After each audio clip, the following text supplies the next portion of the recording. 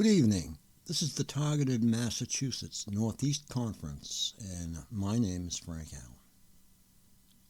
We have started the recording.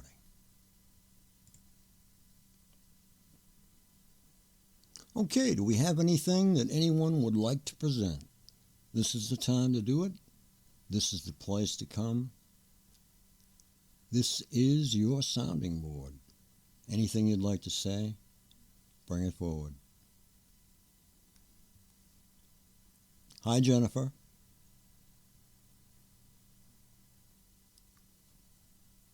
Okay, this is pretty good. We have somebody that came in as nothing. That's not a good reflection on yourself. Come in as someone, even if it's fake. Come in as anonymous.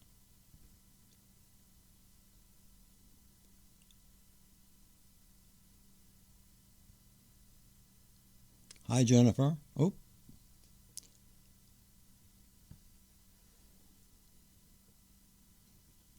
Constance, what's new?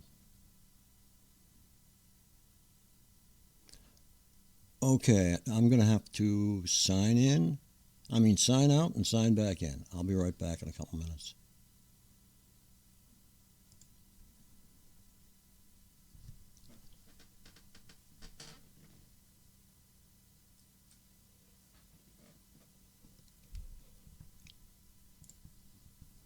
Okay, is that better? Can you hear us? I sure can. Now I can. Oh, great. Can you hear me, Frank? Yes, sir, Stephen. You're coming in loud and clear. Great. So, how is Tim doing? Did we hear anything? No, he had a letter from the court yesterday. His verdict will be in December. Boy, they take their sweet time, don't they? Yes. He's probably trying to find any way he can to get him on something, but Tim's very confident he will win, so... Yeah, he better check his record for jaywalking because they'll be after everybody. Yes, and also with the group lawsuit, we're waiting for... well, the Met Police have applied to the court to have the hearing heard online, and obviously Tim doesn't want that. So Tim has written to the court to basically say no, so we're waiting for that result as well.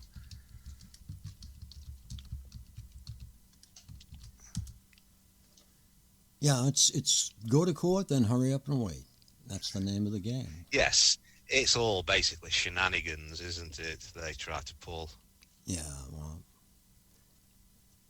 I think Tim's in the driver's seat myself, and I think it'll be very difficult for them to worm their way out of that one. Yes, because he has the big advantage that he never signed any paperwork. Right. Hi, Stan. Hi, T12.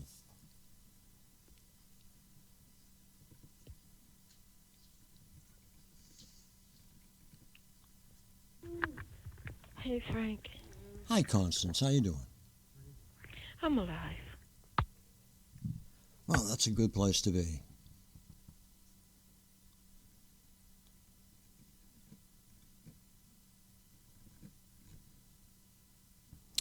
Okay, it's after 6. It's 6:09. This is Open Mic Thursday night from 6 to 9. And we are at this time because many people asked for this call. A little earlier than usual, and it fits into some people's schedule just fine.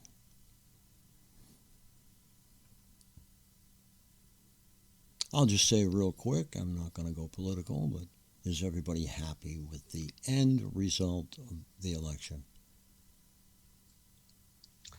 I'm pleased that it's just been announced that Bobby Kennedy has been given a cabinet position. That's correct, right? Yeah, I saw that. That is good news. It, Is it Secretary for Health? exactly. And what we're seeing is a Kennedy on the Republican side of the aisle. That's something that we have not seen Yes.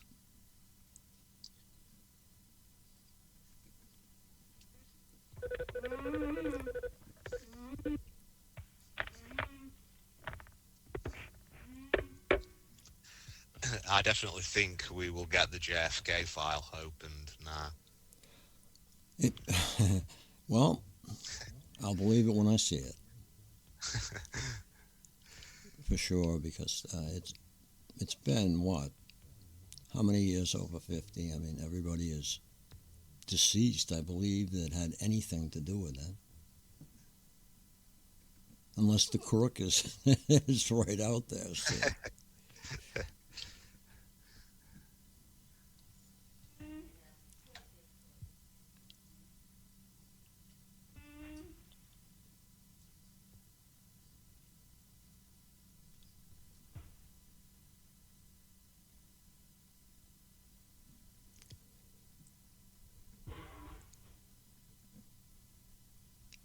Hello, Stan. And we have a few, or we had a few, restricted anonymouses. Hello, name once again.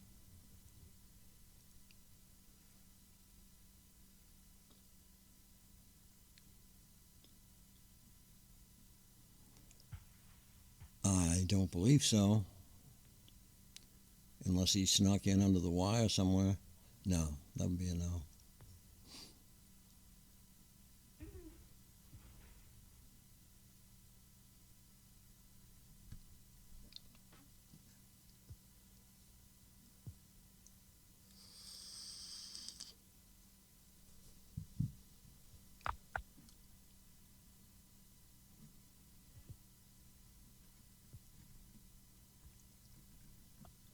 Has anybody ever tried looking at their pupils under a black light and seeing the green reflection in them? They say that's an indicator of what runs in the dream, but I've only heard a couple people talk about it. You say it's green under a black light?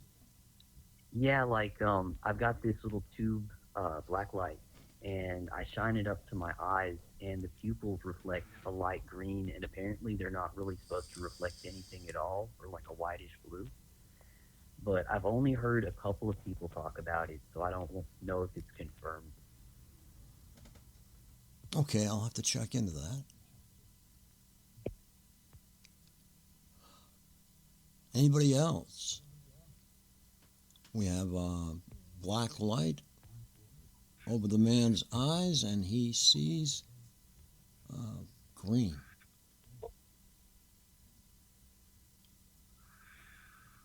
There are some women with red hair that would love to have green eyes, I'll tell you.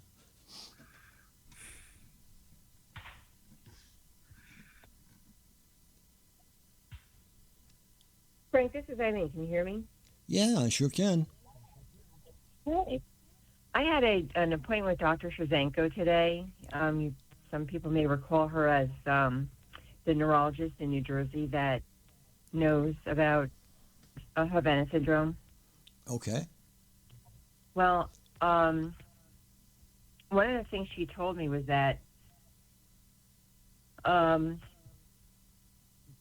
neurologists are aware of Havana syndrome, but they don't know what's causing it. So she told me that there is a team of engineers working with the doctors trying to figure out what is causing all these symptoms to get to a better understanding. So I guess I'm sharing with the group that the neurologists have mobilized to work with engineering teams to solve the Havana syndrome symptoms.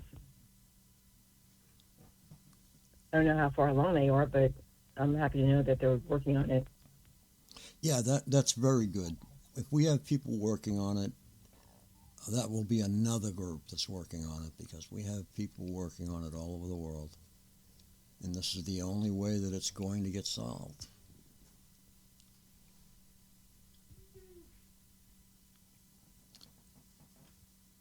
Thank you very much for the information.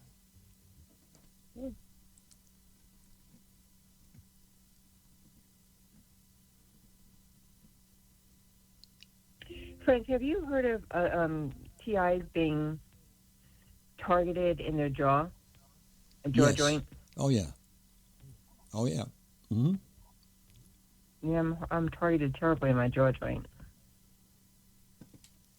It's Ugh. moreover teeth, but I can't really say that I have really gotten targeted in my jaw joint, because I was in an accident, so that caused my jaw at that particular time to become misaligned. Was that a recent accident? 2 years ago, something like that. Well, you know, I saw a picture of somebody when I first was targeted, which was now 10 years ago, of a man. His whole side of his face was disintegrated. He had to get complete reconstruction on his jaw from targeting. Disintegrated, as in not there? Yeah. Yeah, it just was like collapsed. His whole face collapsed, and like his jaw just collapsed. And I can tell you that my jaw, the bottom part of my jaw, is greatly reduced. They keep trying to talk me into getting a facelift. And so if I do that and they stretch out the skin, they'll put the jawbone back and my face will be so tight. They took so much bone structure out of my face. Oh, I see. Could that be calcium deficiency? Or? No, it's just that's what they do, you know. Mm-hmm. They changed, gave me club shoulders and club knees and took bone out of my jaw. And they just keep rearranging my body. My skeleton is different every day.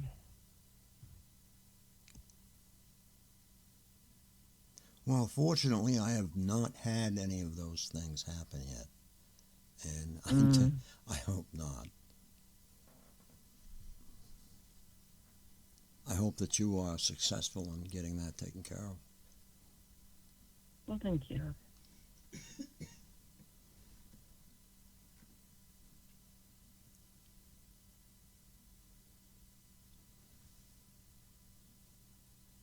Okay, Sharon, I see that you're here tonight. Do you have anything to bring forward?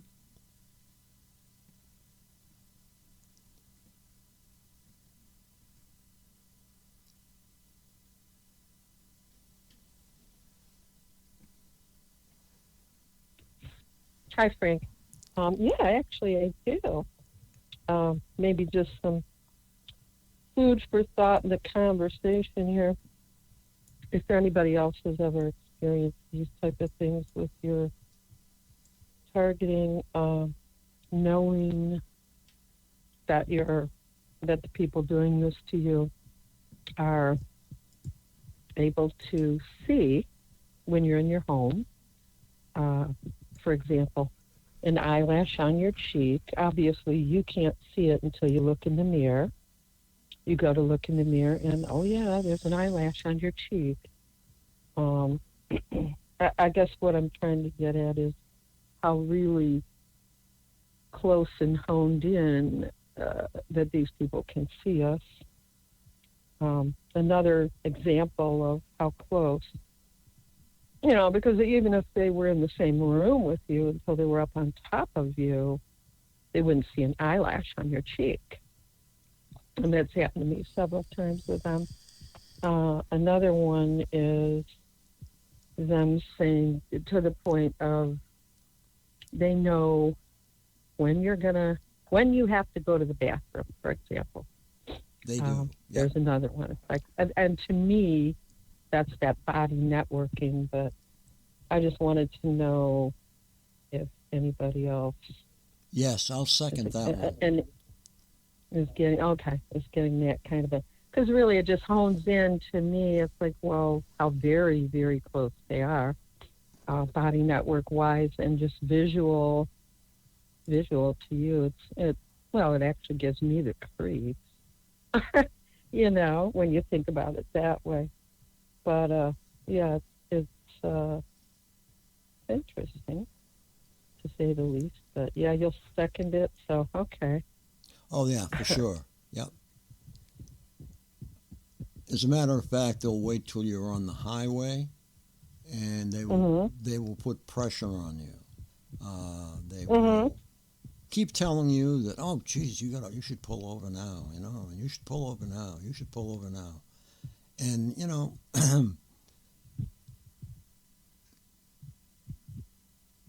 they haven't really got me yet, but almost. hmm What do they try to do when they're trying. when you're They're trying to make when you. they They're trying to make me pee my pants. Is what they're doing. try to make you what? They're trying to make me pee my pants. Is what they're doing. Okay, yeah, I get that too with the pressure on the bladder. Oh well, no. And, They will say, What- "Is there any warm water around? Can you imagine sticking your hand in warm water?" And Are these you are all kidding? these are all the little things that Right, you used to do when you were kids. Some people did. right. Here's one for you too. Another one, just food for thought. The type of demented people we're dealing with here. Another one. This started so long ago. That's why when I knew the slams to the bladder were them, they said, "Oh well, let's run her out of toilet paper." And I thought, what is this? Run her out of toilet paper? Well, they just keep you running to the bathroom. They keep slamming your bladder with dudes. And then they also made reference to the fact that, I guess as far as slamming the bladder, I don't know why it would be different, but they said it's easier for them to do that to a woman than it is to a man. I don't know, but that was Yes, their comment one day. Yeah, it is because when you're born, even when you're born, the valve is not there. It's not as strong. hmm Men, it's positive, really is. Yeah, But- the eyelash. Go ahead. Hello. Go ahead, Montreal. Oh, hi. This is Peter. I'm wondering who's up there. My first time on this call. Oh, we have just about 20 people right now, and Okay. we're And you're Frank, right? That's correct. My name is Frank Allen. Okay. Hi, Frank. I'm Peter. Hi, Peter. Anne is the one who gave me your number, and I was supposed to have joined a few times, but I actually got the wrong number, and I just realized I've been dialing the wrong number, so that's why I haven't Okay, You know, well, been you. on these calls. I think you probably dialed the radio station number. I wouldn't be a bit surprised. A lot of people do that. They get the conference call and the radio show confused. The radio Okay. show is on tomorrow night, and just to interrupt you for a second, I'm going to read the last 112 R&M questions and answers, Okay. which is basically an anonymous document. It started out at 280 questions. I still have a little bit of editing to do here and there. For some reason, we were getting a lot of noise from somewhere, and that we didn't have anyone on here. So I think there was someone that probably didn't want that to get out. Okay. Now, I don't agree with all of the information, but there is some very relevant information in those questions. Okay.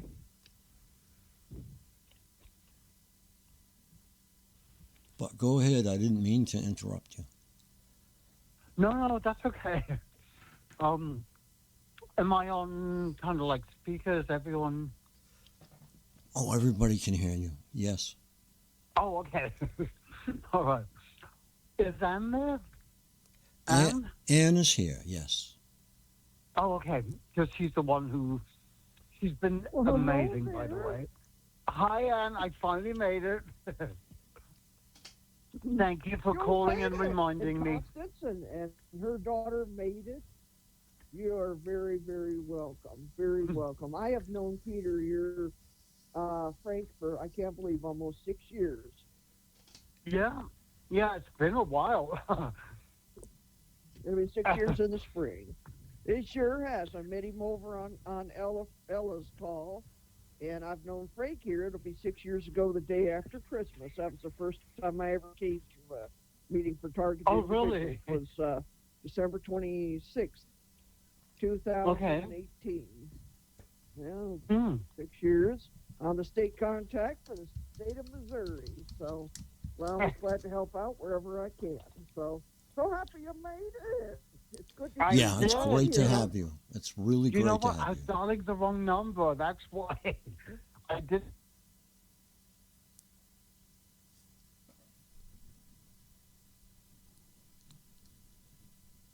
Okay, thanks, Anne, for steering him this our way. I do have a tongue here somewhere.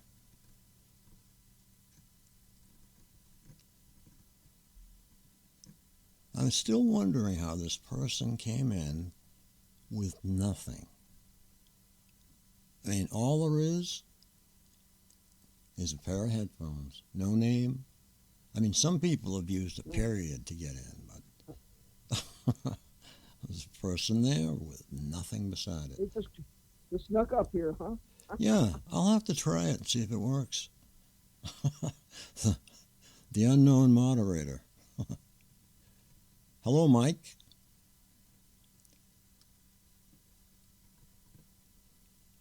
Hey, good afternoon, Frank. How are you? Very good, sir. How you doing this evening? Hi, Jill. Good, thank you. Glad to have you. Hi, sorry I was muted. Oh, that's okay.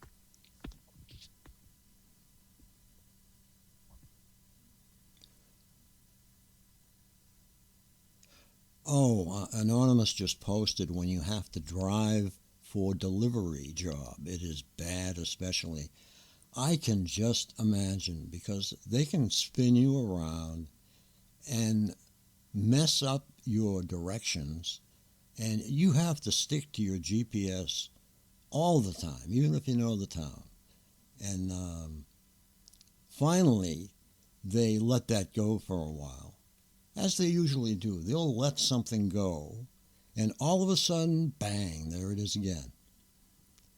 And you'll be driving south, we'll say, on Interstate 95, and it feels like you're going north, and they will insist that you're going north, and it feels like you're going north. And then you look for the sun, and you realize that you're going in the right direction. But they've really spooked me around with directions. Jill, go ahead. You're up there.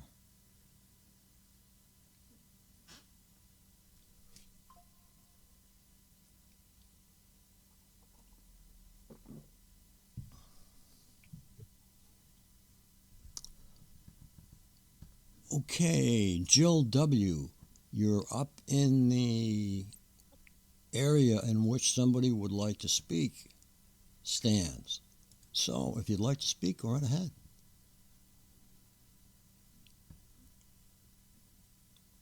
Could be a system error.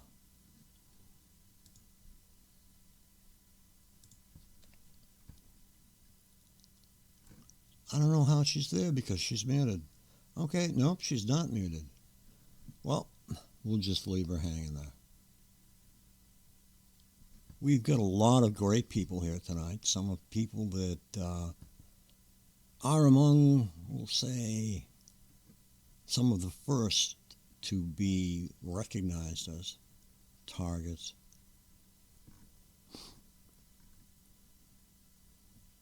And myself, those of you who don't know me, I have been targeted.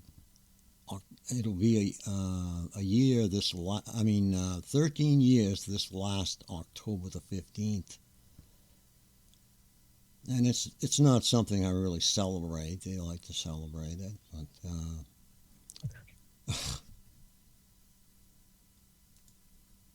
Frank. yes. What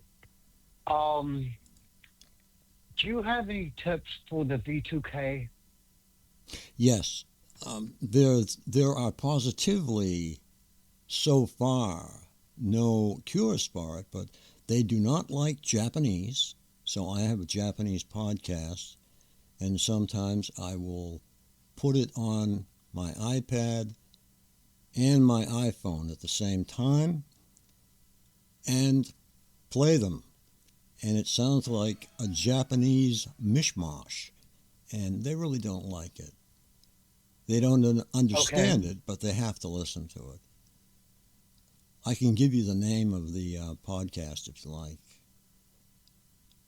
I found something similar. I was on YouTube, and I found out that if you buy a shortwave radio and you put it on the static noise, they hate that.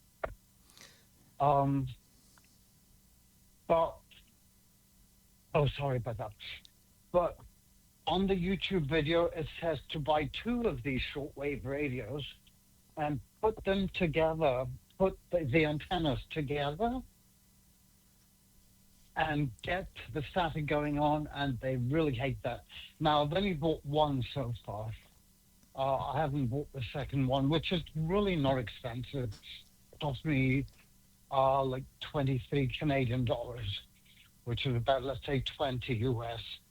Now, this is a receiver, or does it send? Oh no, this is like a shortwave radio. Okay, all right. Yeah, and I've only bought one so far. I'm kind of broke right now. So hopefully next month I'll buy the other one and then put the antennas together. They've got to touch. And they really, really don't like that. Now, with only one, I've noticed they don't like it. Well, static. I was hoping. Okay. Oh, go ahead. And then just put it on any shortwave station, and to play around with it. That's what the guy on YouTube said. Does anyone else have any tips on how to destroy that? Because God, they're awful. I got a tip from a psychologist, and she told me your brain can only listen to one thing at a time. And she said when you're listening, it's on a B wave. And she says if you listen to something that's in the distance, say that there's like a dog barking or a clock ticking, if you concentrate on the clock ticking or the dog barking, you can't hear them talking. And I tried it, and it works great. Really? Okay. Yeah. That's a good tip. Thank you. Yeah, sure.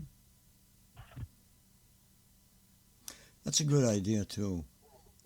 And definitely keep them at arm's length so that you can not really listen to, but follow them a little bit. Check in with them once an hour just to see what they're doing.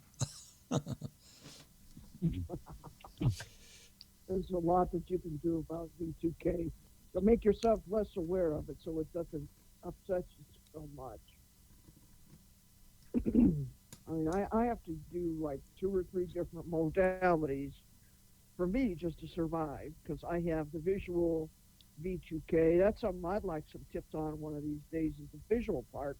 We already know what to do about the audio portion. I was thinking today, if I could only get rid of one part of my V2K, I'd rather do with the stupid light that I have to deal with. Brighter than hell, guys. 24/7, 365. Or if I get rid of the talking, I'd get rid of them in a heartbeat and just do what I can do with this light. Yeah. That's what I have. It's a hologram, and it is a bright one. Okay, I've had V2K the whole time since it started, the first second that it started, 13 plus years ago. And I have never had anything associated with the V2K except for bringing up songs, bringing up commercials from television, bringing up past memories that they try and plug in. Some of them are true, some of them are false, actually most of them. And they try and dig because I think they have access to a psychological database that goes back to the beginning when they started recording it. And it will say something like, well, 19,000 people did this when this happened. So they tried that on you to see if they can make it stick. And it seems like partial game, partial fact. They get so many facts from your phone calls, your letters, your conference calls, everything that you participate in, your family. They get all of your family's names. If they're still alive, if they have passed away, usually during their time with you, except for my grandfather, who I'm actually named after. They like to stick with people that are alive so that they can say, oh, well, we're going to go over and attack them tonight. So you'll find very seldom they settle in on someone who has passed away unless it is your first girlfriend. And then they will just slam the hell out of that. My first girlfriend passed away in 2006. We were together since we were 13. And Wow. yeah, they just stand on that, and they just keep at it. I concur. They do the same to me. Okay, Mark. Do they ever? Go ahead. I'm sorry, Frank. Do they leave you guys alone? Because they leave me alone sometimes for a few days, give or take, and then they'll start again. Maybe they're... But it never used to be like this. It used to be constant, 24 hours a day. Well, maybe they're leaning back and listening, or maybe they're getting sick of it. You might get lucky. This is human nature that is playing with them as it is playing with us. You are actually the center of their world. And they really don't want anything to happen to you until they get inebriated. When this happens, they go nuts. One might go on a drunk for a week, and you pay for it with all the BS that goes along with it. What do you think about that? Yeah. But do they leave anyone else alone for a short time? I was wondering if I'm the only one, or are there other people who they've done this to? I think there are probably a couple others. Now, when you say leave you alone, in other words, entirely, they don't bother you at all. Yes. Okay. Yeah. I mean, sometimes in the far distance, they'll do something for like 5-10 minutes and then it'll go away. And then they'll stop for a few days and then it'll come back full force. Okay, maybe they're losing. You have found a pair of perps that have gone to Gamblers Anonymous, and they are getting rid of it. Maybe they're letting you go. That could be it. I wish and I hope, but it's like... I don't know. Sorry, go ahead, Frank. It's like a favorite game you have. You like playing this game, and you've played it for years, and you've played it for years, and you've played it for years, And all of a sudden, you start losing interest in it and moving on to another game that just came out, and they're getting tired of playing the game. This may be happening to a lot of us. We'll see. Yeah. Because it's just getting them into more trouble every single moment that passes by. I have been a target for 19 years. Oh, God, man. That's terrible. And it's been hell. But I realized it about about a year before that. And then I also know that they'll start following you for a year before that and just, keeping their distance. So, I mean, I know I've been targeted 19 years from when I know about it, but then before that, another 2 years. So 21 years altogether. It's a long time. God, that's terrible. And Yeah. V2K the whole time, huh? Sorry. And I've even tried committing suicide like 3 times, ending up at the hospital, and it doesn't shut them up. Oh, I appreciate that admission right there, because it shows people within this audience, and whoever else will listen to it, that they can propel certain individuals towards that end. And so you always want to try and retain a positive attitude. In other words, don't be 100% over the edge laughing your butt off, but just try and stay in the middle if you can and stay happy. But when you start, that's hard. yeah, well, if you try, if you can develop and retain a positive attitude, all of that flows down to your subconscious in a good way. It's like seeing a scary movie, Frank. you know? Go ahead, sir. Yeah, it's hard trying to keep a positive attitude. I can only take the V2K for about 2-3 days before I just start insulting them, and I know I shouldn't, but I just can't. After like 2-3 days, that's it. It's about all the patience I've got. Yeah, there's and I saw. When that Sorry, happens, I'm sorry. When that happens, look to yourself and try to see what you might be missing. Are you hungry? Because sometimes that will make you upset that much more easily. Are you tired? Mm-hmm. Are you thirsty? Try and think if there's anything that you are missing that you can take to ease that. Now, I've found that a glass of water helps always, because that's what we're made of, principally. Yeah. Go ahead, sir. I'm terrible. It's a good tip. Thank you.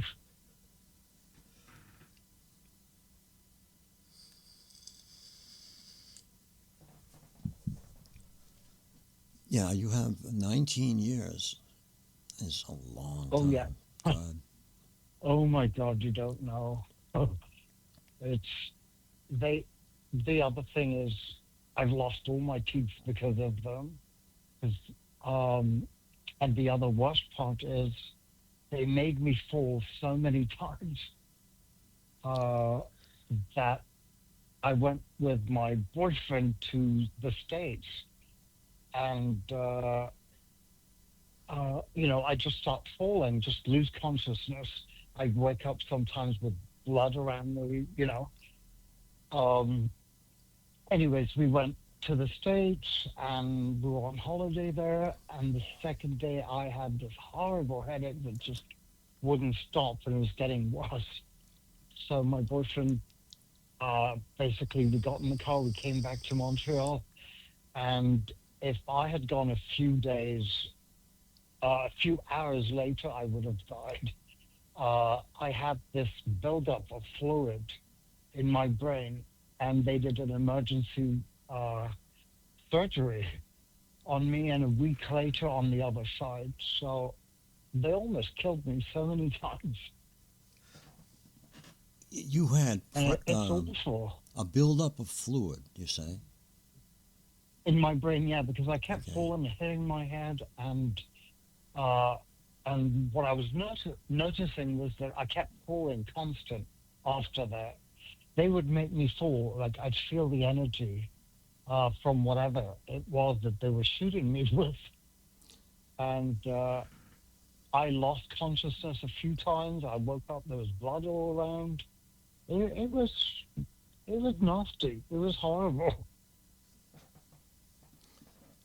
That's And happened to me you once. realize what these people are capable of. You know, and it's not. But they can be mean. Yeah, So- that's happened to me once. I Really? fell into the edge of a table, and I didn't know it at the time, but I fractured my cheekbone all the way up to my eye and down. And I was picking up a friend who was gambling, and she spent all her money. So I had to get down and get her. So I wasn't used to getting up with these two particular medications. And it was a godsend, actually, because I was found to be allergic to them together. So, but they Wow. worked on it. Hey, Yeah, so- Frank, it's DJ Chris. Hi, Chris. How you doing? Like the cat, used to have one just like it. Oh, is my kitty finally showing up? That's Pika. Oh, wow. Hey, Chris, how are you? Hello, how are you? I didn't know you had a boyfriend. I've been with the same guy for 28 years coming up. I've been with him 19 years. I think we talked before. I remember this conversation. Yes, Yeah. how are you? I hope Yeah, you're we well. did. Thank you. I am. Thank you. How about you? Oh, everything's the same. Nothing's different. All is well. That's a good thing. Yeah. By the way, I'll be joining your conference call as well soon. I promise you. I'm trying to get back into it. Oh, it's coming up tomorrow night at 9 p.m., as far as I know. Not right, Chris? Is it? Yeah, I have a call tomorrow night and one on Sunday, so join in. Yeah, come on in. I thought it was only Sundays. This is good. I've expanded 2 nights now. Oh, okay, cool. Cool. If it's not tomorrow, I'll come on Sunday for sure. So, because I need this. I have no one else besides Anne. There's no one else I can just call and say, hey, they're driving me nuts. You know? You're always welcome to email me Thank you. Thanks, Chris. or Frank. We're all here for you. Yeah. Yeah, I know. Thank you. It's hard when you're alone, you know, and you have no support. And then they start with You're their not alone calls. anymore. Yeah.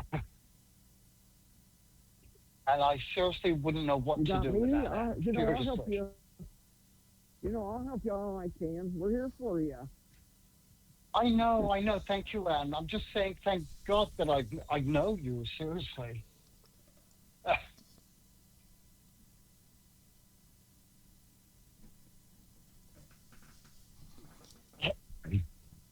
Well, let's hope I sober up and get out of jail in time for my show tomorrow. Yeah.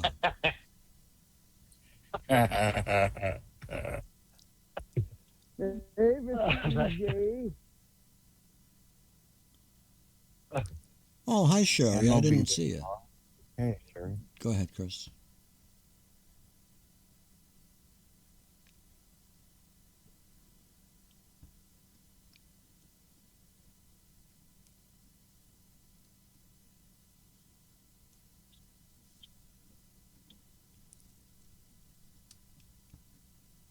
I hadn't thought of a topic for tonight.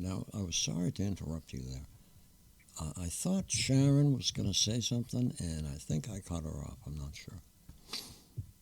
But hi. No, you didn't cut me off.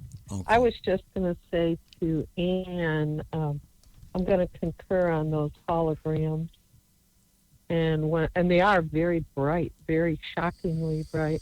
When they do it, to me anyway, it seems as though it's like I go to watch something on TV, and they'll throw it into one eye or the other, and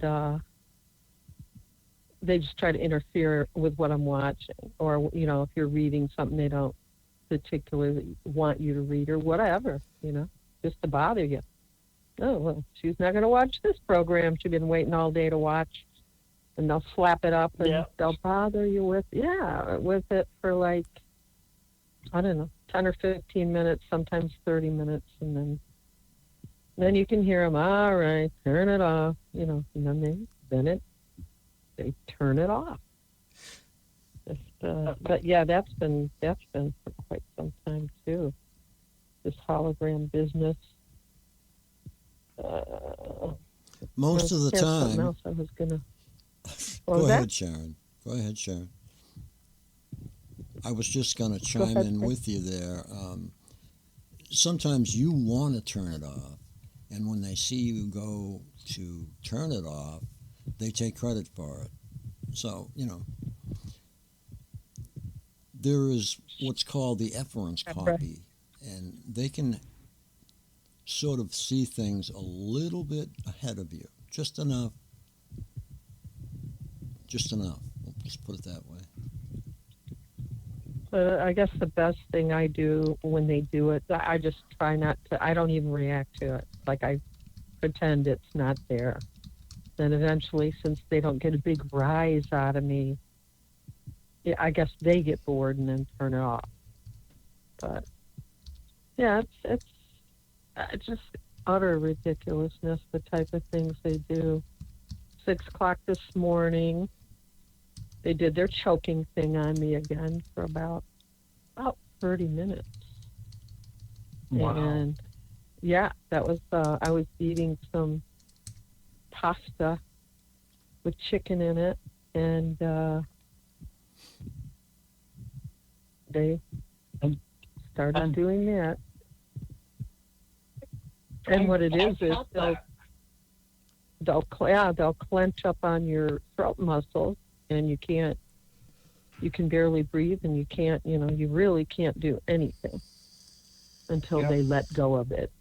And I mean, I get that almost every day when I mean, not all the time, but almost every day, at least sometime during the day, they'll do it. You can hear them. They're just being vicious about it. Can I ask you a question? Yeah, go ahead. What are you? Do you know what you're eating when they do that? Is it the same kind of thing? No, it's different things. It could be a sandwich. It's usually not anything like soup, though. Nothing like that usually, but it's usually a sandwich or add pasta. Something more on the. I don't eat very many sandwiches, and I don't eat pasta too much. But I can tell you that whenever I do eat sandwiches or pasta, they choke up my throat. And it's not you. I mean, you're not just like a choking person or anything. Well, they consider it to be help. They've told me they consider it to be help. They don't want me eating bread because it's not good for you. Not eating pasta is not good for you. So they think of it as a gift of, we're going to help you not eat the bread or not eat the pasta. Now, I think so too. Especially the pasta. I think that they, like, if somebody was going to go for a run, for example, they might eat a lot of pasta the night before and, carb up or whatever. And I think, as far as that goes, there are certain things they don't like you doing. And yeah, hydrating, it seems to be another one too. But anyway, they pulled that on me at 6 o'clock this morning. And then at 1 o'clock, in the afternoon, they slammed down on my mouth, and I bit the side of it, made me bite my tongue. And they've done that to me umpteen times before, too. And, oh, can we make her bite her tongue? They always seem to have to ask their coach or whatever it is what they want to be doing, unless that person is the one doing it. But there's just a whole plethora of things. Nosebleeds, they'll say, can we make her have a nosebleed? Another concerning thing is these people, some of these groups, they actually have their children with them. One of them, one day I could hear him talking to his dad. Hey, Dad, yada, yada, yada. I was like, oh, God, they got their kids in there with them, not doing it. And one of them one day said, yeah, I was like, floored me. And one thing that did floor me was they said, can we keep her? And I said, well, I'm not an object that you keep. I'm a human being. You don't keep people. But yeah, they actually said, can we keep her? I was like, these people, I honestly believe that they think that they own us. And, it just gets stranger and stranger all the time with really where their mentality is. And boy, oh boy, are they the ones that need the mental health, as opposed to, trying to have all of us Baker acted, sectioned, and all this, stuff that they do to people or try to do to people. That's their latest thing with me, too. It's been decades. It's been decades. Oh, you too? Wow. Yeah, so. And in varying forms, I might add. It's just, with me, it seems like a progression to, now it's almost down to it is down to my everything I do. They are trying to, and they have quoted, make her as uncomfortable as possible, as far as a harassment or anything that they do. But they will literally stalk my every move. I'll turn on some water, and right away one of them will say, "Oh, she's wasting water." And it's the most insane. It isn't funny. I don't mean to laugh. I'm not laughing at laughing. It's crazy. But they're the ones really that need the help. They literally, honestly, they have a comment or an action with everything I do, to the point of anything. I mean, it's, oh, she's taking the trash out. Or even before I'll go take the trash out, obviously I'm thinking in my mind about it. I don't announce, oh, hey, I'm going to go take the trash out. And then they'll start talking about it. Oh, she's going to take the trash out. Or, oh, she's going down to the store. When I haven't even, sometimes I'll check them, too. They have like this monitor, this imaging monitor that they'll do, and I'll check them. I'll just sit here, and I'll purposely think of an image, but I won't think of the words that go with the image, like an ice cream cone. And I'll just think about it, or a truck or whatever, and then they'll repeat it. And I've never even said it. It's just like, so they're seeing what I'm thinking. Another check that I've done to it's weird as hell. So I got all the bells and whistles. Another thing that they do that I have caught them doing, and I can check them on it daily, and they always do it. I can sit and think of a song that's just musical, and if they know it, they'll name it, or just think of any song. But they're claiming that they can hear the song. I guess they can, because like the music to a soap opera or whatever, for example. And then they'll say, oh, that's Young and the Restless, or, oh, and it's like they're hearing the music that you're literally sitting there thinking. It's very strange. So that was something that when I discovered that, I thought that was pretty strange that they can hear it. They can hear the music that you're thinking, and they can identify it, obviously. So that's It's amazing. Yeah, It's amazing what they do. Well, I guess the thing is too, if they weren't attacking us with this stuff, I mean, some of these things are pretty, well, phenomenal, when you think about it. But the way that they're using them is to scare us and, harass the heck out of us and everything. So, but yeah, they're very, very much with you. They're with your thoughts. I mean, you're not going to think something that they're not on thinking, even if it's just music. So I'll sit here now purposely just to see where they're at, because it's like they have to validate each other. Oh, she's thinking this, or oh, she did this, or whatever. It's the strangest thing, but yeah, they do it, and they know the music, or like the image that I'll think of, just to like check them, just to see where they're at, And it's like, yeah, they're doing it, and they'll say like ice cream on the truck or anything. It's Wow. Try that sometime. Oh, and another thing I do that they don't like is to throw them off the frequency or the track that they're on. I will start thinking, or I'll even say it out loud, from 99 count backwards, only only odd numbers.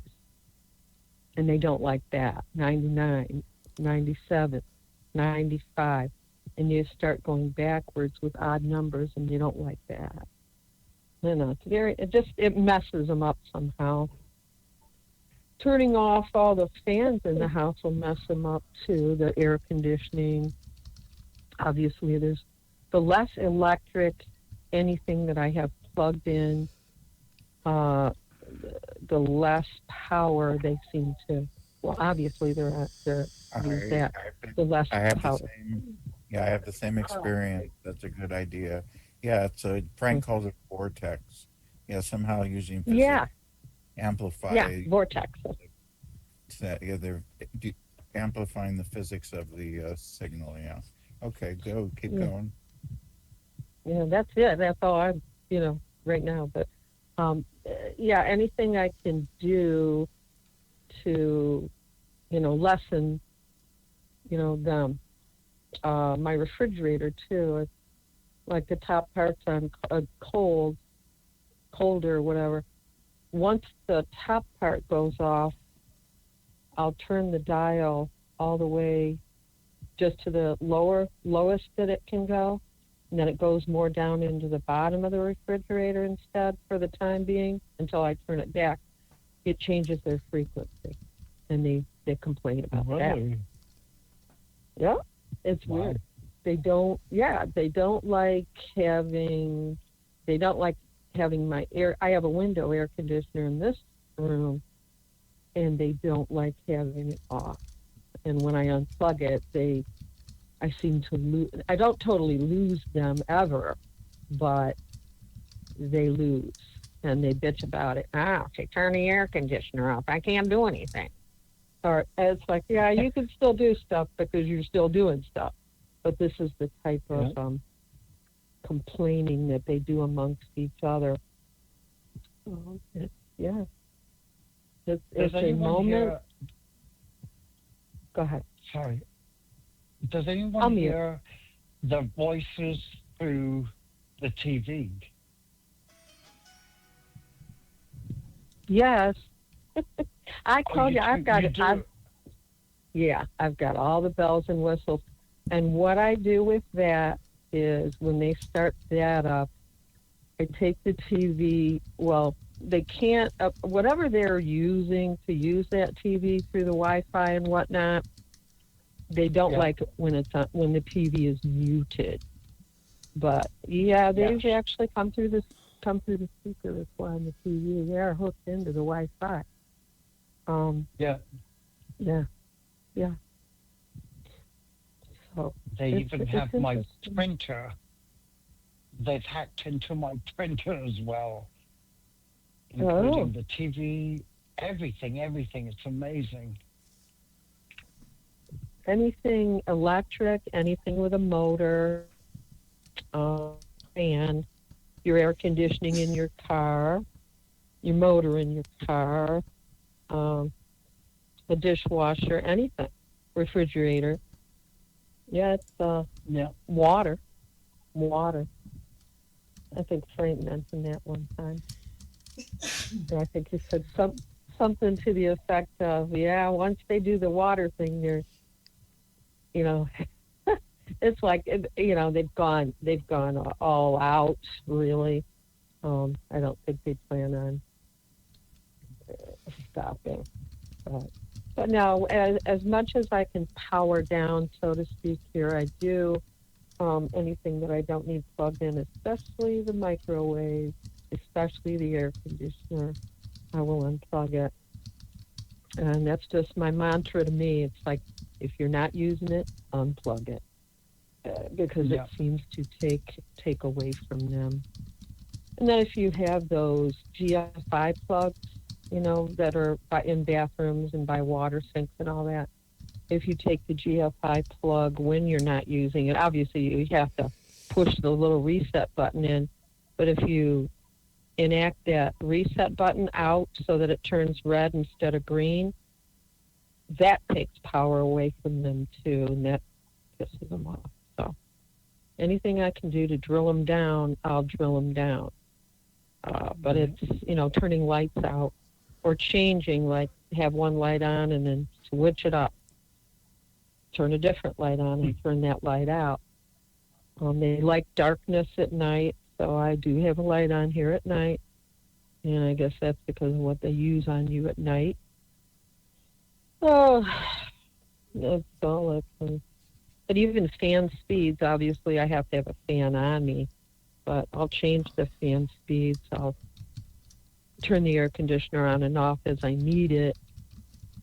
And then when I don't need it anymore, I just totally unplug it. The microwave's another one because they really jack with that. When I'm using it, I have to almost babysit it because one I have, they set on fire.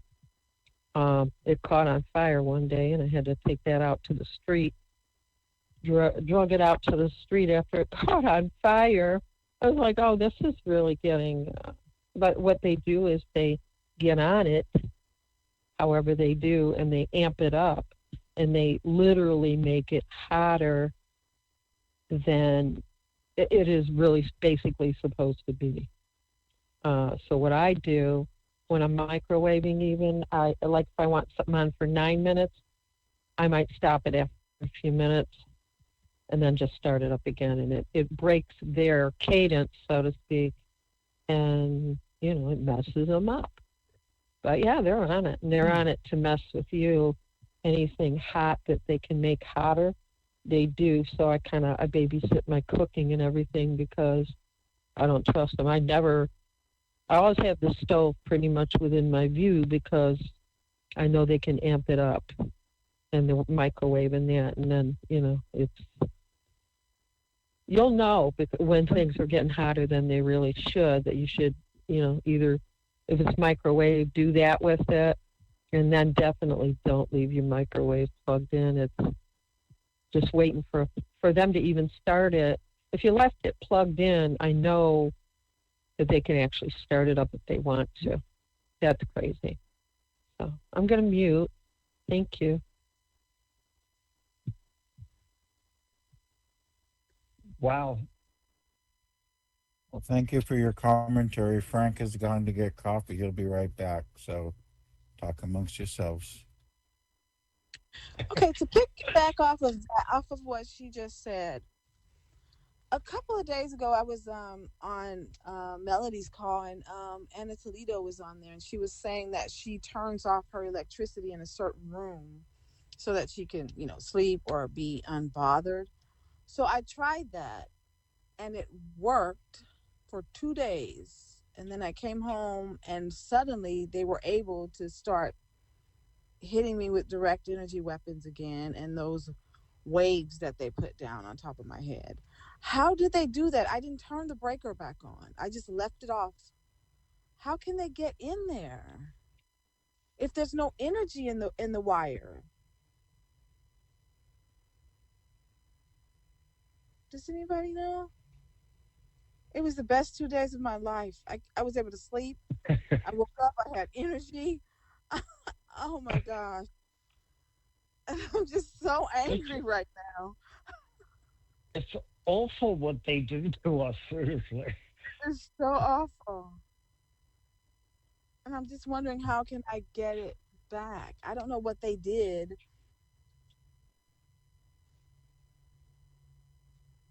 Yeah, whatever we do, it doesn't last too long, I've noticed. Yeah. And they're always into my apartment. Like when I leave the apartment, I come back. There's always something that either they break or they make sure that I notice that they have been in the apartment. Yeah, And I've that's changed like another 10 locks. I've changed 10 locks. And even then, I cannot seem to get away from them or to keep them out of my apartment. Yeah, I put in. I hide cameras in my house. The kind that don't need Wi-Fi, but you got to make sure you do it discreetly, because I've got like 10 cameras with full discs that I haven't looked at yet, because I can't look at it because they've hacked into everything, so I have to save them. Yeah. So rather than trying to get the disc out, I just take the camera and then I'll sneak another one inside. So if they've been in my house, I have video of it. Yeah. You just have to be very careful on when you hide it. They've broken all my cameras. Every Now, time I have a camera, or they've broken it. And even my regular glasses, which are progressive, they've broken that twice. So I have to buy cheap ones now. Oh, yeah, they've put some sort of stuff. I think it's from the direct energy weapon where they're trying to shoot my eye. It's like the plastic on the glasses have just melted a little all over. Wow. It's crazy. Wow. Yeah. And have they broken anything in your apartment? No, they haven't broken anything. Really? At least not to my knowledge. Yeah. Oh, I came home one day and my window air conditioner, they cut the cord, not where the plug is, but on the other side where the AC is. They've cut that. So when I switched it on, it fizzed and, it just wouldn't start. Right. So I've accused them of breaking a lot of things, but it turns out that it was just me or an accident. My water heater went like, "You've been messing with my water heater. What have you done to my water heater? I can't even believe you would break my water heater."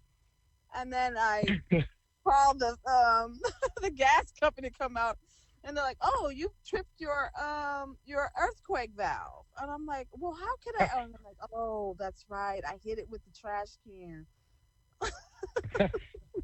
So yeah. Oh, they've broken everything. Yeah. So they haven't broken anything. Oh, you're so lucky. Do you know how many times I've had to replace things? Oh my gosh. It's my third AC. It's my third TV. Oh, I don't They want us to spend money. Oh yeah. Especially when you're broke, they want you even broker. More broke. Right, exactly. Breaks, I'm not replacing it. Yeah, I'm not replacing anything. I'm not replacing anything. Anything breaks, I'm not replacing it. I tried that. It doesn't work. You kind of miss having whatever it is that they broke. So replacing it. They your wa- If they glasses. break your TV, yeah, I don't watch. it's yeah, terrible. I mean, They want you to take you a don't. baseball and throw it at your TV. Oh, Oh, they messed up my TV so many times, and this is the third TV I have. sad. You know, it's interesting. And Go ahead, go ahead. so there's as soon as I got this TV, I mean it's a big one.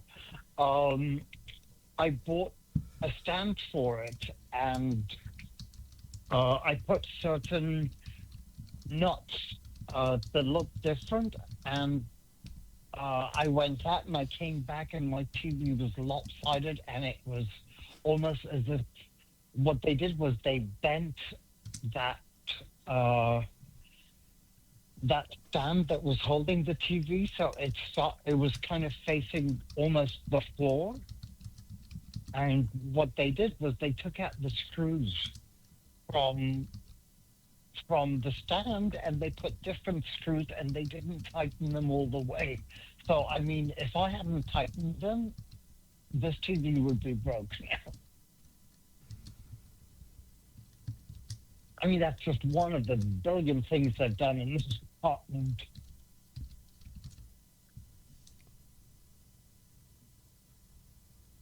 That's I incredible. really hate them. I never get anything but I'm always home, so nothing gets broken around me. But I get that telepathy like gangbusters, and I also get the holograms when I close my eyes at night to lay down. And one time I was first targeted, I got real holograms in the backyard of my house and on my bed. But they didn't do that anymore because I didn't get excited about it. Oh, really? Wow. Yeah, Wow. they're not very original. So they had Bin Laden in my backyard, and it was right after 2002. So it's like, give me a break. Mm. Yeah. I've changed 10 locks probably, Shooting. and they still come in. Well, I'm too big and mean. They won't get near me. Yeah, but you have a partner who lives with you. My partner Yes, and doesn't. he's even bigger and more mean. Yeah, but I'm all alone in my apartment, and whenever I go out and I come back, it's like they've done something. I know. Last thing they did was they broke my Nespresso machine. I was pissed about that. So Well, that's terrible when they get to your coffee like that. That's evil. it is, isn't it? Mind you, I have two of them, but that's not the point.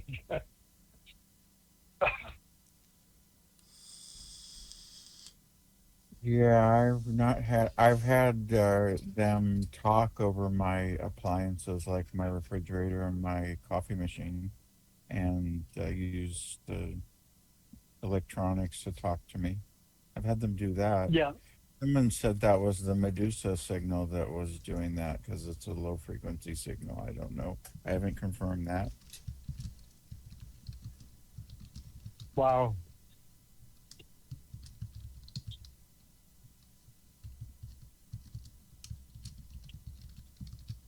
Well, anyways, I've got to go, but I just want to say thank you, Frank and Chris. I hope to talk to you. I will try and be there next Sunday, and I will say goodbye, and I'll talk to you very soon. All right. Thank you so much for joining us. And every Thursday at 6 p.m. Eastern Standard Time, we'll Sounds be good. here. Thank you. Sounds good, Frank. Thank you. All Take right. care, everyone. Bye-bye. God bless. Bye. God bless. See you later. Oh, that was just a great guy, Frank. Yeah, Good call. he is. He seems to be a very good guy. You known him a long time then, huh? Yes, I have for a while. Yeah.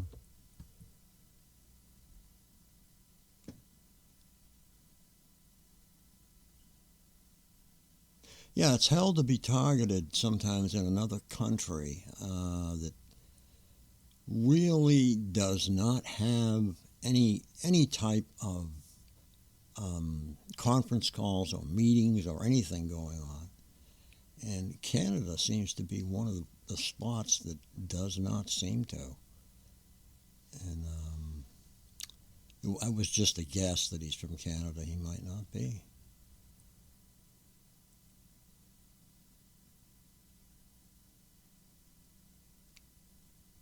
But did you notice he's that? from Canada. Yeah, there's not much group activity in Canada. Now, I don't know whether it's because it's Crown ruled or what. I don't know what the deal is. Stephen, do you know? Hmm.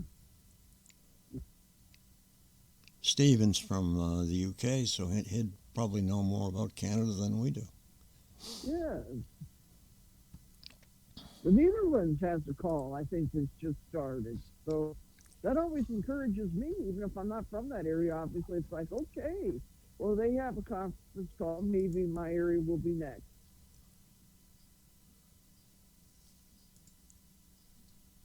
There's always safety and power in numbers, guys.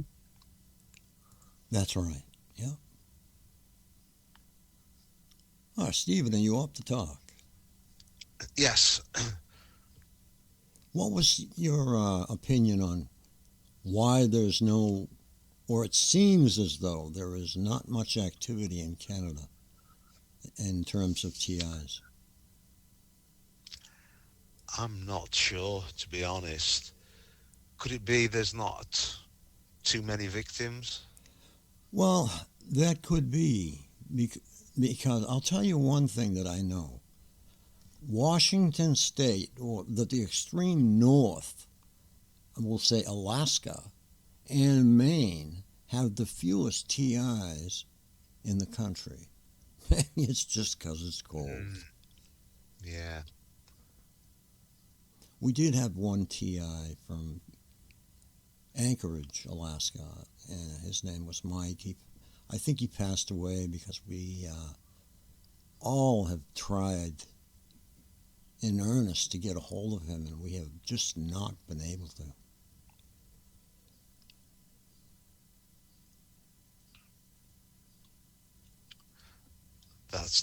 That's why these calls are important.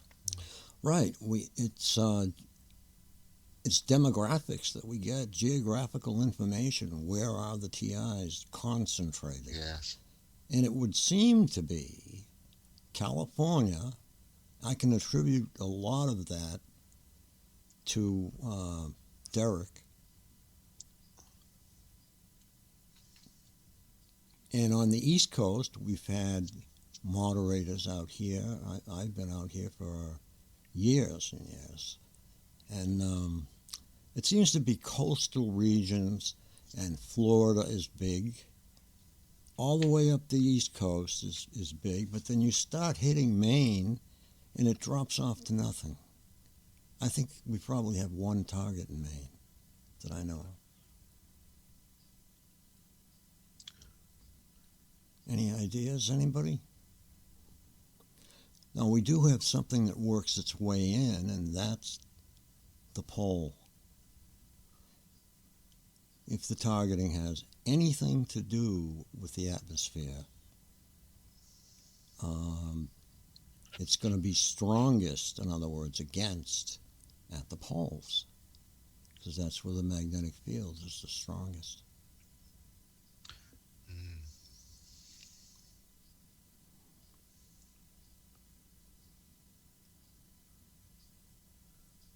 Maybe all move Antarctica. Can mention that there's a Canadian call with Minnie at night. That's right, too. What Minnie sent, right? Yep. When is that one? Is it a free conference call? It usually starts about 8 o'clock Pacific Standard Time, or at night after all the other calls go off. Oh, I see.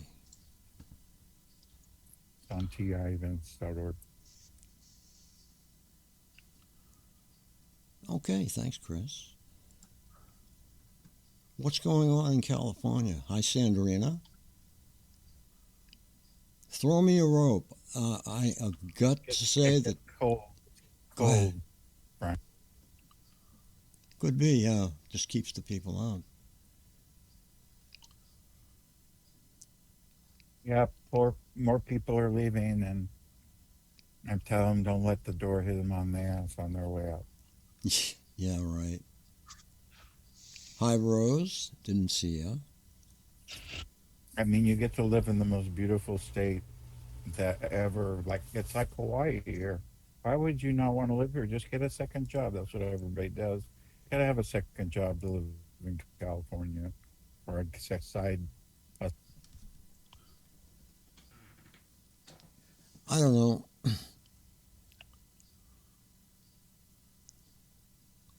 I stuck my toe in the Pacific.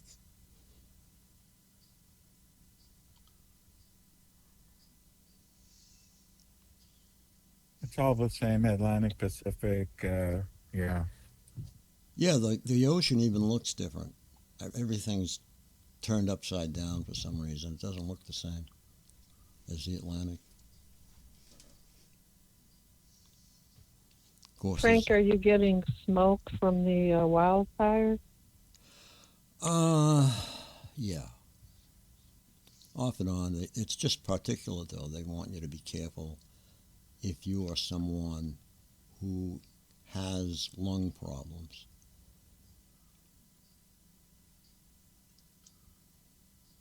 But my brothers out in western Massachusetts, they are.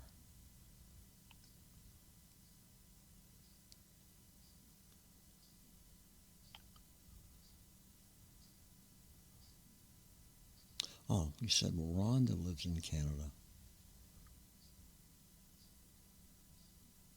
Yeah, that's her name. Minnie is Rhonda. Rona, yes. Okay. I haven't seen anything of her for a long time.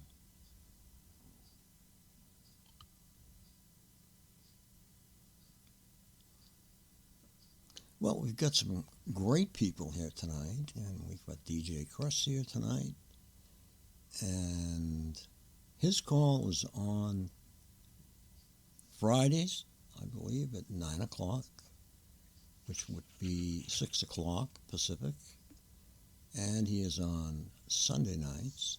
Is it the same time Sunday, Chris, or was it 8:30? Yeah, 6 o'clock Pacific to 8 o'clock, 2 hours each night. Okay, 2 hours long. Okay, good. I'm glad you're doing that because you're not beating yourself up like we all used to do and try to stay up all night and stuff like that. Remember that? Would have people. Yeah, I can't. I tried that a couple times. It doesn't work Yeah. for me. It just everything gets shitty. It just makes the next day a drag, So I stopped doing that. Yeah, the emails keep coming. Yeah. Yep. Hi, Jane. That's Health and Human Services. That's perfect. Yeah, I've been watching all of the last minute people coming in to the House and whatnot and the Senate. We have got it wrapped up if you're in Trump territory. He's going to be able to kick ass this time. He was basically a lame duck the last time because of Nancy Pelosi. And we got, yeah, Elon Musk. We've got some really heavy hitters in there. Elon will just buy the wall and have it installed.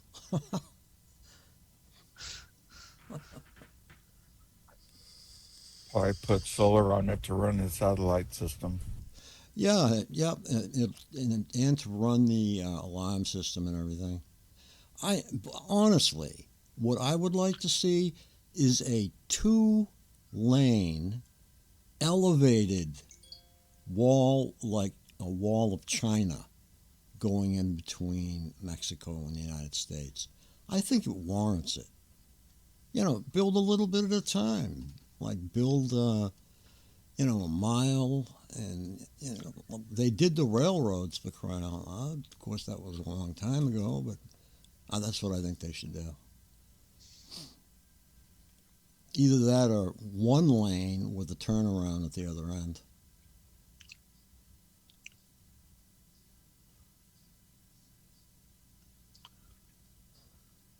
No comment, huh, Chris? Yeah, that's interesting. Well, the only guy I have a problem with that he's wanting to be a part of his cabinet is Stephen Miller. It's the only one I don't like. Other than that, it's all good.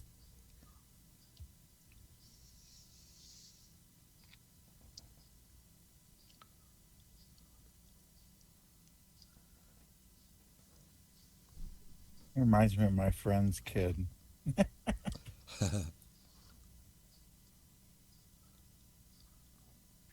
Yeah, Infowars went to bankruptcy, and The Onion bought them, which is a parody, left wing parody site. The Onion bought them? The Onion bought Infowars. That is correct. Wow. So, you heard it first at Targeted West. So they'll own it, and he'll still do the shows, right? Maybe, but he's already started the Alex Jones Network, so I think he's going to branch off and start over with a new name. Good idea. Good idea. Yeah, they're going to make fun of people like Alex Jones. That's exactly what they're going to do. Yeah.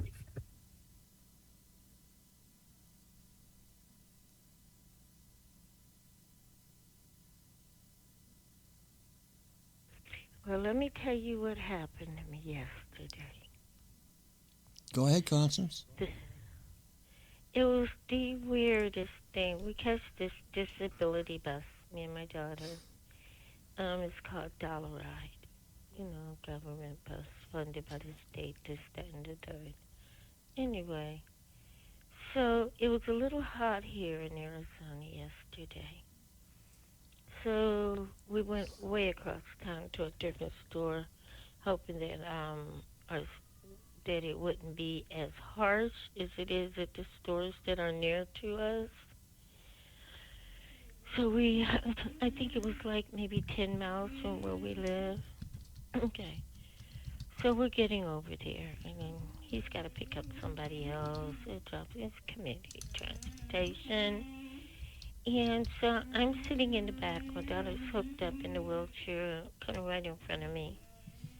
And the air conditioner is blowing. Feels really good in there. Really good. So I usually can feel the frequencies and the radiation really good. I don't know if I'm sensitive to that, but I know when I'm around a lot of it. And when you touch, it sounds crazy. But I can raise my hand up like right now here in my own house and can feel it hitting my fingers, tips of my fingers. It's really bad. Anyway, so we're on the bus, maybe 10 minutes down the road. And something tells me to reach my hand up.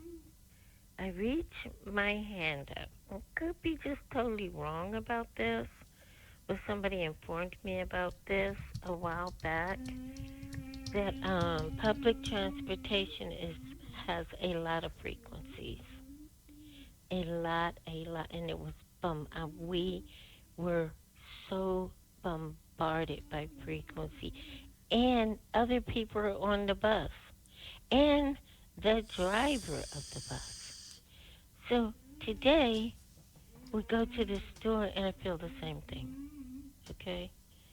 And this woman is 5.5 months pregnant, the driver. And I'm like, oh my God, she's getting just as much frequencies as me and my daughter is getting, and she's pregnant. I'm like, oh my God, what this is doing to that baby, because the frequencies go through your bloodstream, and the baby's getting all of it. This is such a horrific program They care about nobody. They don't care. They put it on there, and they're not informing her that they're on there. And most of the drivers are going to fog. I'm noticing they get a little confused with the travel directions, this, that, and the third. And I'm just seeing so much targeting and so many people that are just totally and absolutely unaware that it is happening to them. And I don't know what to pray for anymore, but I'm coming up in my mind that I need to pray for all of humanity because we're all getting this. That's all I wanted to say.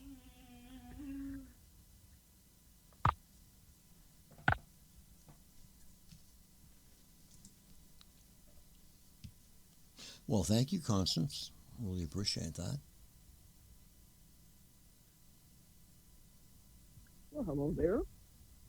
Hi, Ann. It's Ann from St. Louis. Hello, what's your state contact? Might be the only state contact for the state of Missouri. But just wanted to come in here with a couple things tonight. I do a reminder service. As I know some of y'all that I call to reminder in different time zones that are kind of awkward to convert quickly, and I do that. And there's a couple of you, you know who you are. It's something I enjoy doing, is call and remind, because I know there's a lot of people that like to go to these, and the Burps will do anything they can to keep us from getting together and receiving very much needed and deserved camaraderie and comfort and support, especially this time of year. Because the last 2 months of the year, they really ramp things up. So that maybe that's something we could talk about sometime. Is kind of what I'm a strategist. I'm a problem solver. What do you all do to kind of prepare for the onslaught of holiday targeting? It's just like they dial it up. I mean, there's some Christmas, like they'll take it right up until late Christmas Eve, and then on Christmas Day, I might not hear too much. And then there's been some Christmas days where they just kept on. And Thanksgiving, same thing. So I'm always glad to see that there's new conference calls that are being published. And always glad to copy and paste the numbers and give them to people who have trouble reading or whatever. And always glad to help out wherever I can. So that's about it. So right now, I can't thank you enough for having the calls back on. And this is a great time at 5 o'clock Central Time. Because not everybody could make it until when James comes on, or they have a scheduling conflict or something. And then after the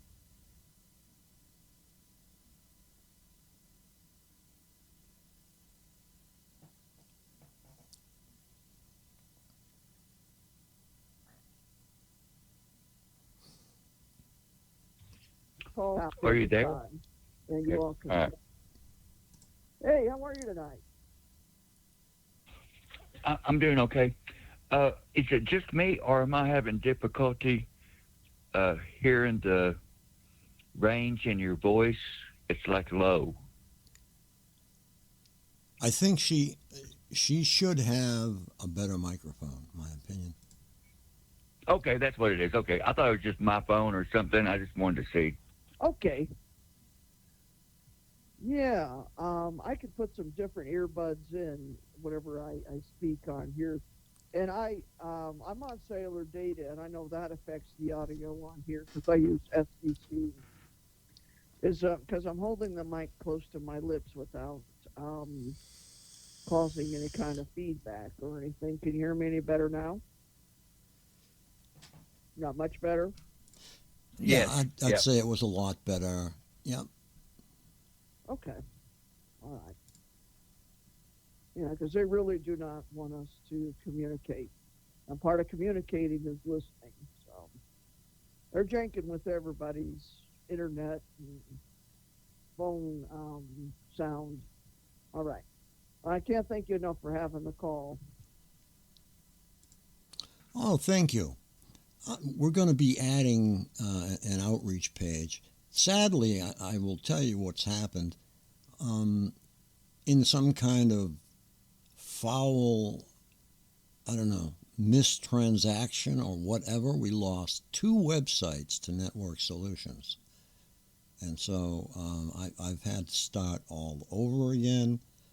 I've been in touch with Adobe, and we're going to try and get some of our old pages back. But I'm just going to use parts of them. Basically, both sites are brand new.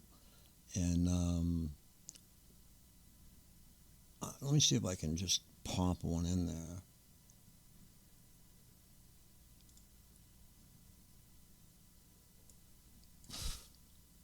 Can't do it like that. Hold on a second.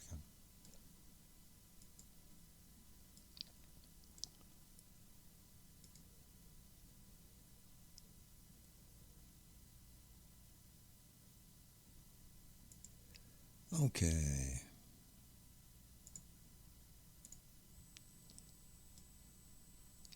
Okay, this is targeted Massachusetts.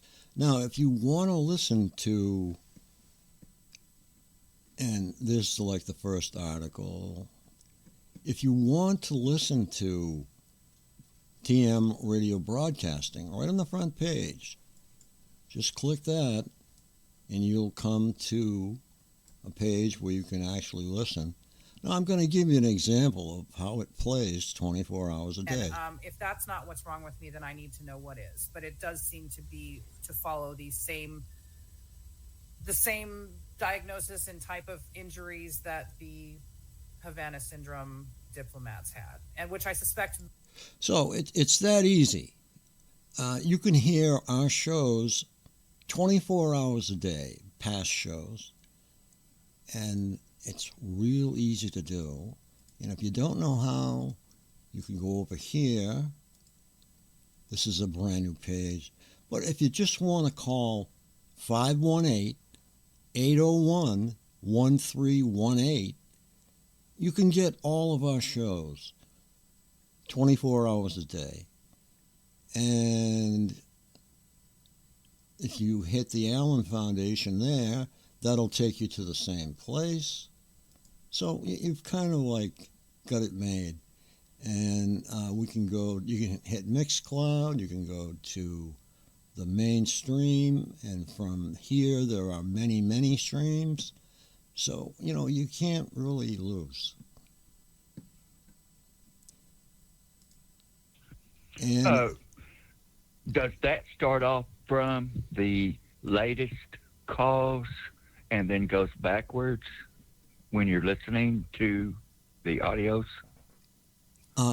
It's actually random.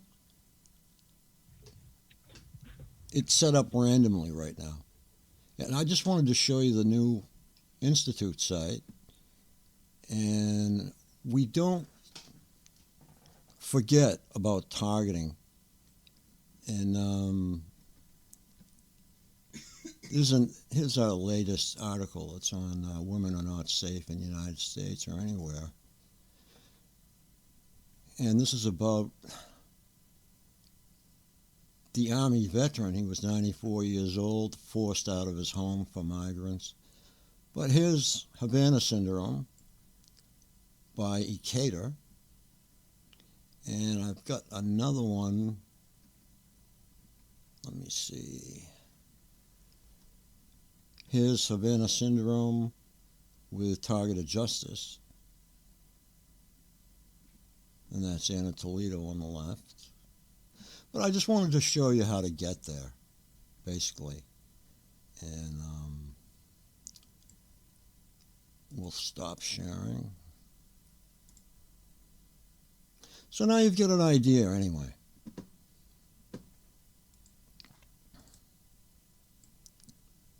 How did I do that?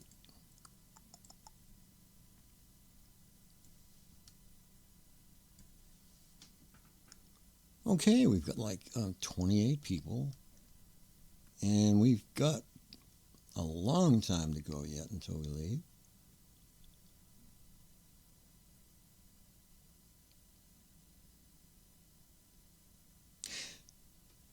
You know, here's what, now Rose has put into the chat. She thinks it's police intel in particular. Well, police, they work all of their lives for the police department, 20, 30 years, and they've got one hell of a pension coming at the end of that. I don't think they want to blow it with some little stupid targeting thing. And I don't take stupid the wrong way. I just don't think they're going to do it. And through some recent information, I've learned that it costs billions of dollars to set up one of these targeting installations. So maybe not. It's just an opinion. I mean, the jury's out. We don't really know yet, and that's what I'm going to say. That's not etched in stone. Usually what I say comes from a lot of research. Go ahead, Rose. Sorry, it may be different in U.S. and Canada, but in Canada, it's on my police file that I have some secret, exempted, redacted crime that they are investigating. And that investigation comes along with like all these added,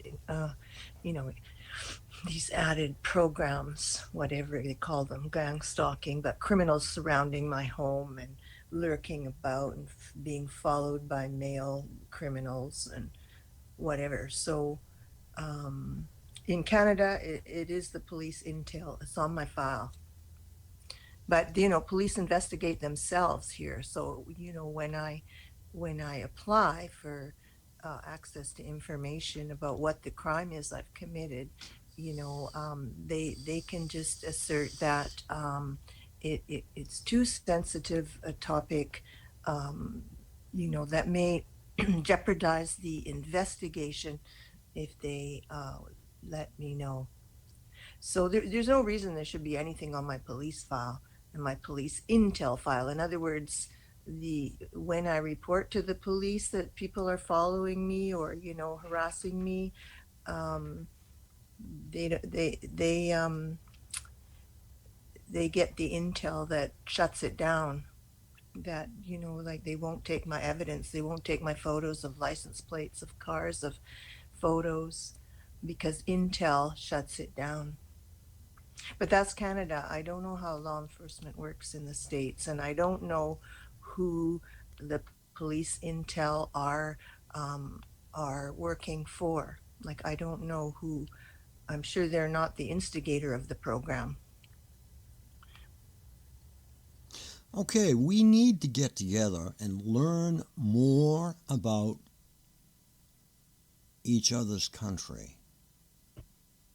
Many, many people have come forward on these calls for years, but we don't have a clear understanding of how the Crown works in Canada. Yeah, it's hard to. I mean, in Canada, we have access to information. I think in more places than the U.S. does. So we can get access to information with the police and the police intel. But like I say, they're exempting it. Like the FBI, they're exempting it and redacting it. They can act that way above the law, like it's some kind of secret investigation that they don't have to let us know. But anyway, yeah, I think so. Good idea, because I do like listening to how people experience the situation in other countries as well. And it isn't always the same. There are countries that I would be jailed just for having this conference call. I mean, we all know that. You couldn't, if you sat on something like this for 5 minutes in China, you would be an organ donor in about 20. But that's the way it is. We have freedom, and Veterans Day has just passed. That is something that we must always recognize because they designed the freedom that we all enjoy today. Oh, I agree. I agree that we stand in that integrity and that authority and that, you know, honesty. All of us are benefactors of that situation of those people, and we are standing strong. And you, especially, and others that run these calls, stand strong in keeping that integrity alive. Well, it's a mission to me. It's a mission. It's something that has to be done. We have to do it. There's no two ways about it. Mm-hmm.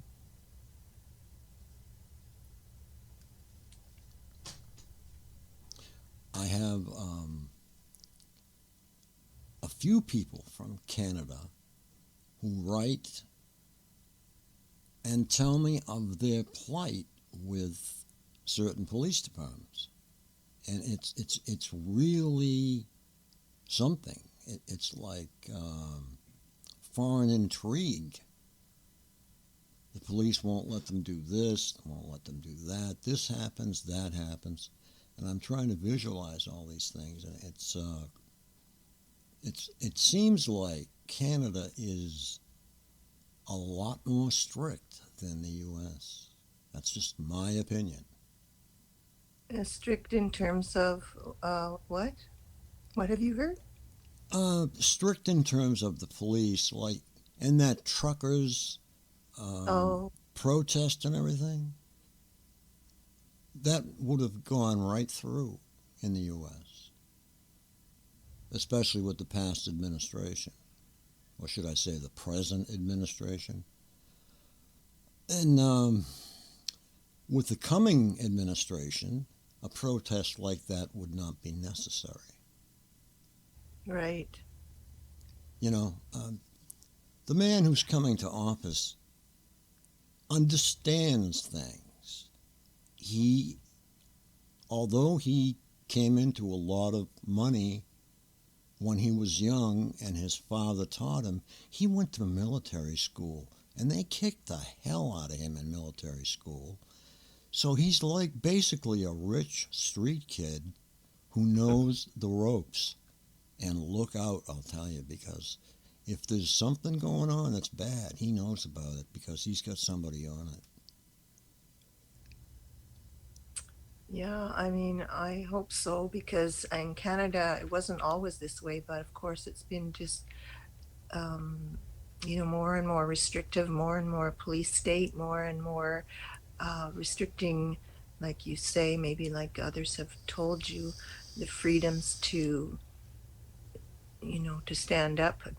There's more and more restrictive and manipulative laws being passed. And I don't know who we have in our future, but I'm hoping that you're right, that there's... How does your parliament break in Canada? I have a fairly good idea how it works in the UK, but how does it split off? What parties are there? Well, we're built after the UK. We're modeled after the UK.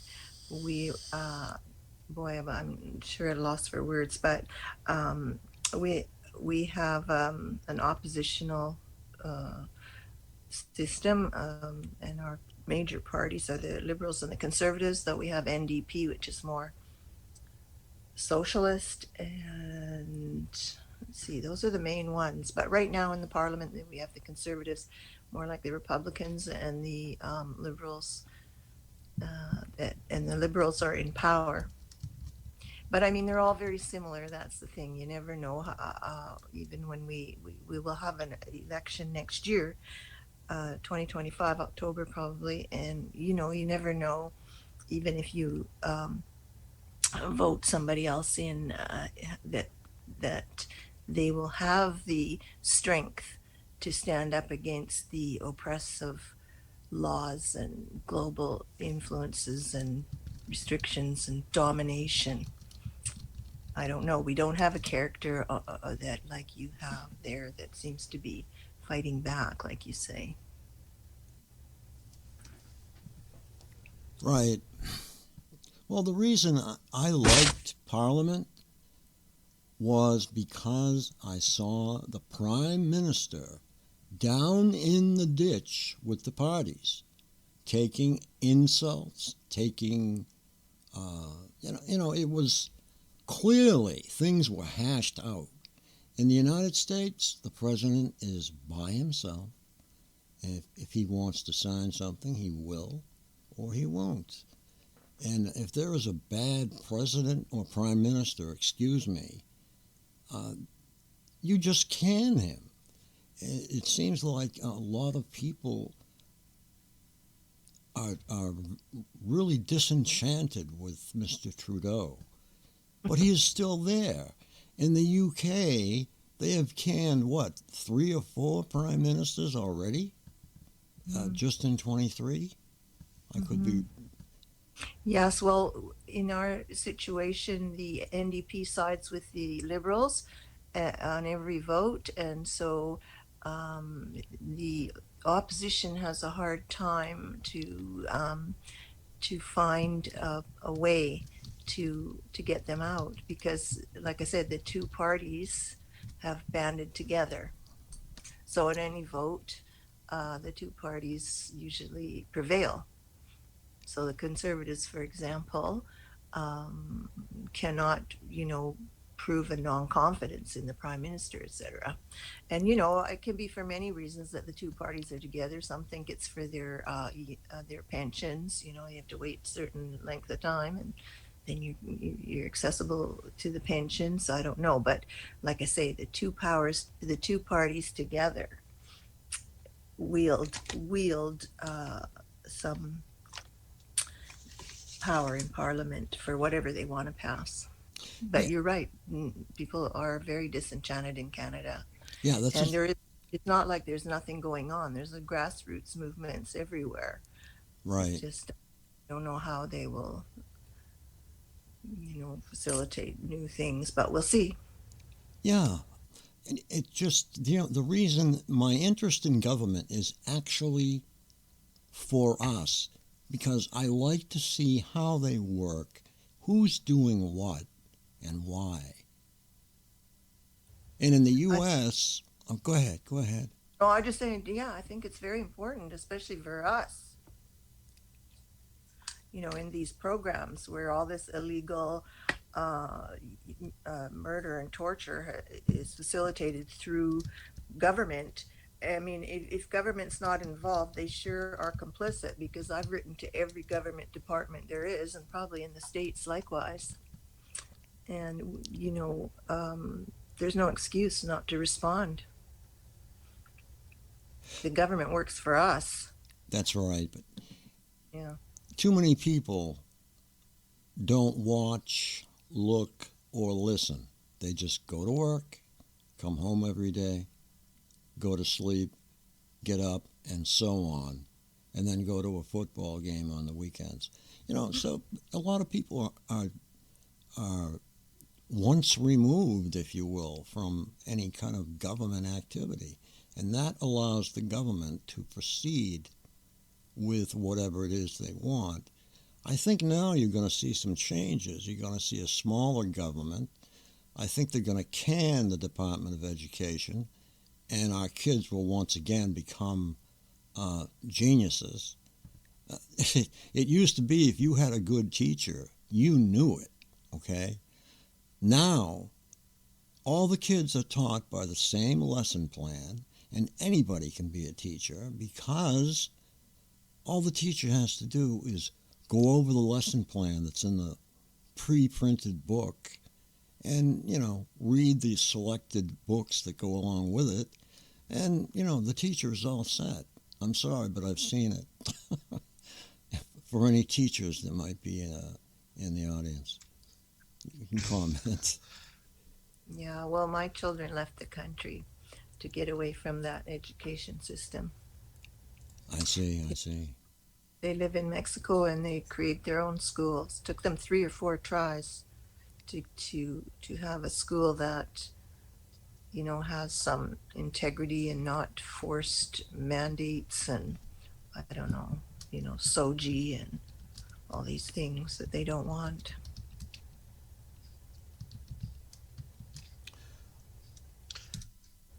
It's the same here, Frank. They centralised the education system under Margaret Thatcher. Yes, in The national curriculum, she brought that in. there must have been a world effort then to trash the school system, because it means that if you have a great teacher, she really cannot express herself beyond the curriculum and what's in that book. Am I correct? Yes, they have the lesson plans and they have to stick to them. So if they know volumes about what they're supposedly teaching for that day, they cannot express it. That's too bad, you know. Yeah. We had teachers when I was in high school, PhDs in a high school. Okay, we had the best high school I think that was ever grown, and I just can't stand to see the education system that we had be dumped for this stupid lesson plan bullshit. Excuse me. Crazy. Yeah. In Canada, for example, the education system has kicked all the teachers off the, you know, College of Teachers, and it's just run by government. Yeah. Who aren't teachers and don't know anything about teaching, but they can impose and impress, like you say, the whatever lesson plan they expect. That's Canada. I don't know about U.S. So y'all are talking about public schools when it comes to a general speaking of the lack of knowledge that they should be teaching the people. It's like a programmed kind of a teaching, and if you're not with it, then you can't be a teacher in the public schools. But I would like to add that there are public schools, not public, but non-public schools that you can register your kids in. I'm not sure what they would be teaching, but could it be different from the public education? And if you could find like online teaching, tutors and whatnot, to where you might have to take a GED, would you still be scrupuloused and under the thought of the public school district training in order to get a GED in America? They had charter schools for some time, and I think they probably still do. I'm not sure. But that was an alternative to the lesson plan, if you will. And the lesson plan, I don't know, just sucks. That's the only thing I can say, because we'll say a subject is a mile deep. Well, the lesson plan is like about a half an inch deep. They don't go into anything. They change history, small details, sometimes large details. They change everything that they can that they don't like. They just edit it in Wikipedia. Did you know that somebody can go in there and edit their own stuff if you have the right keys to the city? Yes. That's true.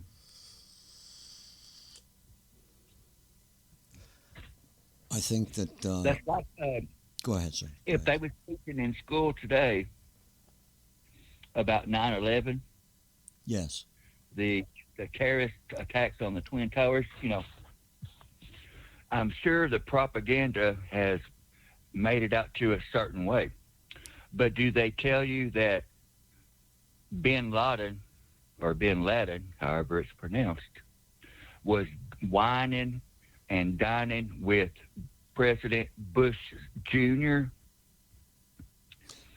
At weeks before that, he was taking him to his cattle ranch and everything during this plotting of the 9/11, and to say that it wasn't an orchestrated thing, the Twin Towers, you would have to be brainwashed to not see the real truth. Well, all I'm going to say to that is, unless it is a planned demolition, a building will tip over and hit other buildings and knock them down as well. Number two, there has never, ever been a failure of a steel building ever. Okay?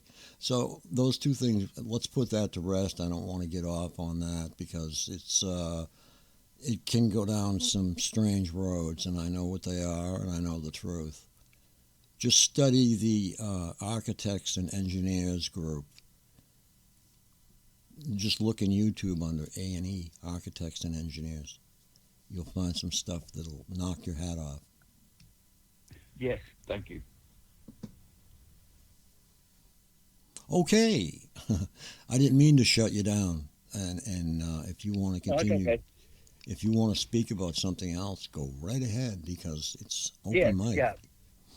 No, I just wanted to throw that in there. You know, that would be a good topic as far as what they're teaching in schools, history, that they won't never tell the truth. You know, that's the only thing that I can prove in my lifetime that I know is a hoax far from the real truth.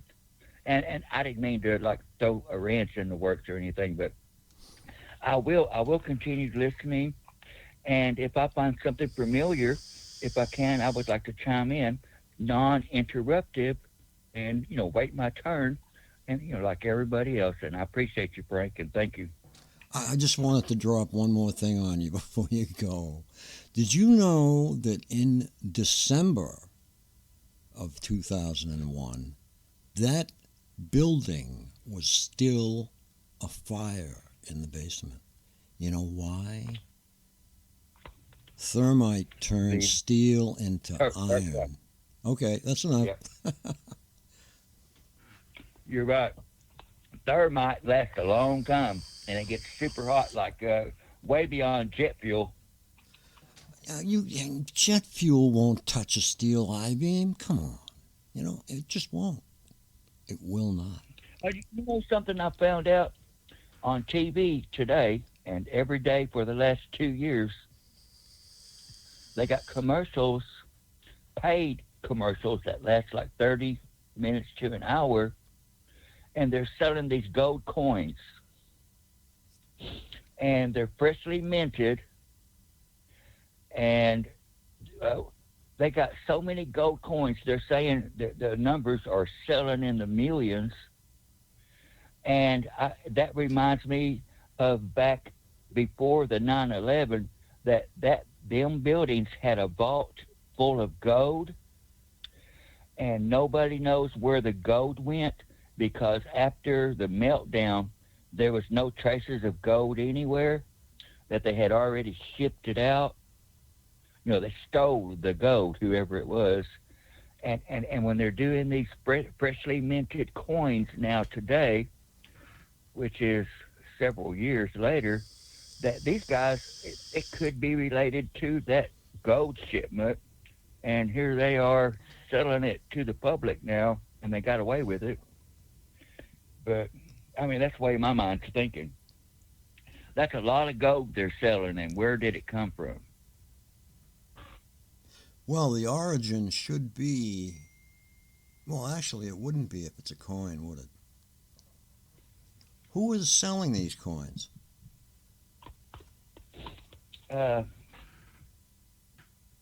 It's always on late night from 12 o'clock on. And I can't,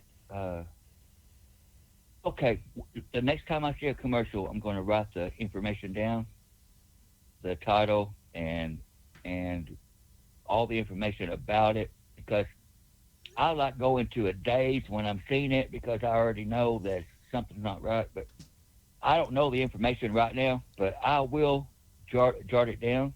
Do you know my And email address? next time that somebody asks me, I can tell them with sincerity. Okay, do you need an email address? I'd like to have that. This is Joe, Nano Man. Oh, I know. Do you know my email address? I think you do. Yes, Frank Allen. It's easy to find on the internet. Oh, okay. All right. Good enough. Thanks. Yeah, I know that shakes me up every once in a while. But yeah, so send me that if you would. I'd appreciate it. When I get it, I'm gonna take a picture of it. Okay, that's fine. Send it as an image. Send it as a PDF. Okay. You know, that's actually Yeah, an it's image. very interesting. But let's continue on. Yes, for sure. Okay, it is Thursday night open mic. We need some people up here to help Nano Man. Amen. No, if you can carry on with something else if you like. We just need. I did have some subjects that I was wanting to talk about when I got on this other phone call. Go ahead. But you have to give me a minute. Let somebody talk and let me think about what I was wanting to bring up. Which was I had valid issues, within the conversations of our targeting and how we can congregate on the calls and generate a one purpose, a one goal. It's all leading up to how in the world can we stop this? But, you got to start at the ground basis and work your way up. And I was going to do just a wee bit every call I got on. I don't get on every call, but it's like 1 or 2 calls a week.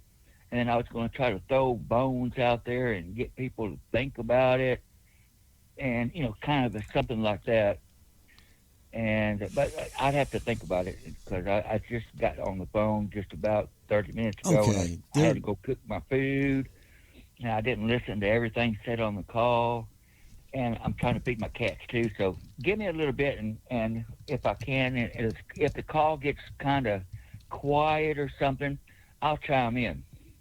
Okay. Well, it's my understanding, Nano Man, that there is a link layer or an interleave between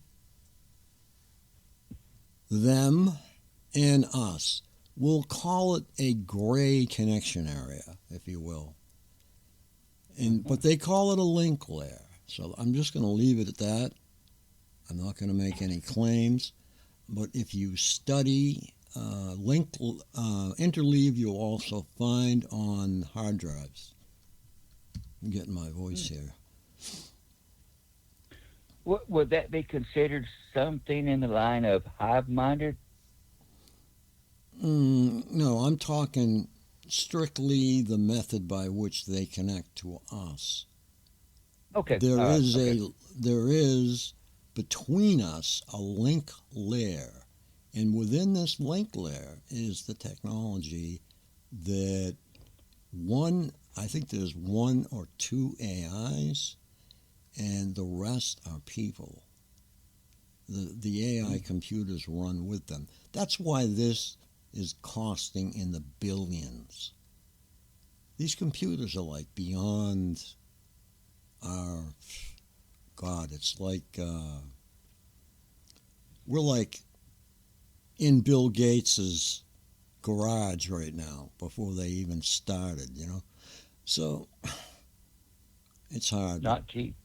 No, it's not. It's yeah, not. When you figure the uplink to a satellite is a lump sum of figure, and then when you figure the uplink to the cell phone towers, that's another figure, which it's all in the billions, not the millions. It's a billions because it's global, on every doggone cell phone tower, and it's on most satellites that they're linking to, ground to space connection, and then back to bunker below the ground, which could be military, or it could even be military bunkers contracted out to contractors so that the military can wipe their hands clean and say, you can't blame us, it's the contractors. And we didn't have control, or we didn't know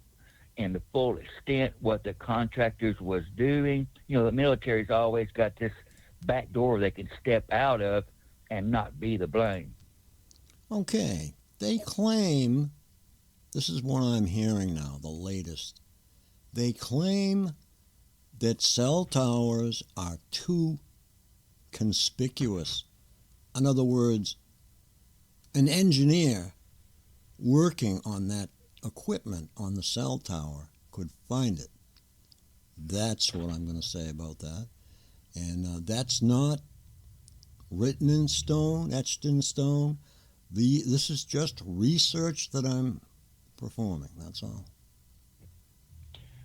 So you must have seen that video about the cell phone tower worker that installs hardware on the satellite, the cell phone towers, that he was claiming the 5G was nothing nice, and that every person on the earth should be aware of this 5G and the capabilities. Right, I've done on Republic Broadcasting and TM Broadcasting, I've done a lot of shows on 5G. But we had a man in Australia borrow his neighbor's World War II tank and take down a bunch of towers to the tune of I don't know how many million. And he was a worker for the company who put this stuff up, and he didn't like what he was seeing. You know, he didn't like what this was, you know, what was emanating. I bet. Woo. Yeah, there's a lot of stuff. So it was like 6 million, I think, before he got through with the tank, and he probably had to pay for a little damage to the tank too, to his friend. But anyway. Oh, I'm sure they sent out an all-out attack against that tank. I'm telling you. Yeah, I'm sure they did. It was probably. I thought about that. You know, I thought that if I could take out somehow, you know, stop the electricity from flowing to the cell towers just around me, and that would be like 25 that I could drive to within 5 minutes. 25 of them. And then the more I started researching, these things can reach 200 miles plus. It depends on how high they got the amperage pumping out of these things. Well, and it's the elevations and the hills and mountains that might be in the way or what have you. There's another side of this that you're not picking up. 5G is a millimeter signal, and it can't make it very far at all once it's broken down into the city. They have to use a beam to get into a house. The millimeter waves won't do it. So that's the same thing I heard. So do you think the 4G would be better penetrating as far as a long distance than the 5G? It would. That's been proven. Cell phone towers used to be 50 miles apart. That's what they had to be.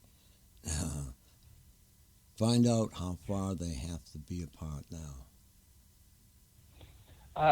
I had a friend that was married to my wife's cousin, and my wife had told his wife that I was going through this voices in my head stuff, and Lord behold, her husband said he was dealing with the same thing, but he was rich, and he worked for a company that owned a small Cessna airplane. Oh, Cessna. Okay, go ahead. Yeah. A Cessna. That's what it is, a Cessna. And that he could borrow it anytime he liked because he was a pilot. And he went, this was in Florida, right outside of Florida. He flew out over the ocean 250 miles, he said, and he said that the voices stopped after 250 miles straight out. Hmm. But he said as he turned around and started coming back, it took it a little bit, he said, but he noticed they was back again as he's headed for land. That's interesting. Very interesting. You know, there's no cell phone towers out in the middle of the ocean. Yeah, that's right. And that plane would have been equipped with dual magneto ignition, I believe. Yeah. In other words, as a redundancy. Everything's redundant. There has to be a fail. If one ignition system fails, there has to be another. But the magneto system might disrupt the signal. I'm not sure. We have documented cases of people going around the world and still having V2K. Yes. But that can be Japan, explained. everywhere. That can be explained, I believe, by the fact that this plane is in touch with the ground all of the time. In other words, people have, they have their cell phones, they pick a hot spot on the plane. I mean, you can use anything. Yep. So that is in touch with the internet all of the time. Well, as you're traveling on a plane from America to Russia or America to the other side of the world, Afghanistan or what have you, as you're coming back into inland, there's cell phone towers in every country that we have. So as you're coming back into mainland, then they pick you back up. You're not lost because of your signature in your brain that the system's always finding the targets and trying to keep up with them, that you're already in the system from your fingerprint. And so it wouldn't be hard because they knew where you was going when you took off and you left America and you got in the middle of the ocean. They might have lost you, but by the time you get closer to your destination, they're already waiting for you through the cell phone towers. I mean, that's just one scenario that I'm thinking about, how they can keep up like that. Of course, I flew in a jet plane from Colorado to Texas to Fort Worth here, and I know it went 600 miles an hour because I asked the stewardess how fast this plane goes. It was a jet. It was a small jet, and I paid a lot of money for this flight because it was a last minute thing, and so I got it anyway. But as I'm going 600 miles an hour from Colorado to Texas, I never lost the voices. The game stalking never stopped on the plane. There was no lack in anything. It was right there with me the whole flight, the 1 hour flight. Yep. That's what I've heard. I don't have my own proof, but TIs have to learn to believe in other TIs. That's been a big problem over the years. You probably know it. If someone says something, you have to research it with them. If you don't believe it, research it. You know what I mean? Yeah. But you have to believe that the other TI is targeted who is speaking with you. I mean, I've had people call me perps and, well, you're no target and da-da-da-da. Well, guess what? You know? Ditto. Yeah. Frank. Yes. If you don't mind really quick. I was on one of your calls, I believe it was last week or the week before, and I had called in about halfway in the call, and you were talking about how we can find who has insurances out on us. Oh, okay. Yeah. Targeted people. Right. Yeah. you were telling, what was that reference? 'Cause I didn't catch it all. Okay, you should call the insurance commissioner of your state. Okay, it's called the commissioner. Right. The best thing to do is email the commissioner of insurance in your state and find out who has insurance on you. And the reason is simple. Someone told you they did. That's all you have to say. Okay. Okay, thank you. Life insurance, okay, you have to look right down at the basics here. The money, okay? Where's the money? It's in insurance. Where's the money? It's in identity. Protect your identity. Get out there, get some pictures taken. I'm turning over a new leaf, and very shortly my conference calls and radio show will have myself on there. So get public a little bit.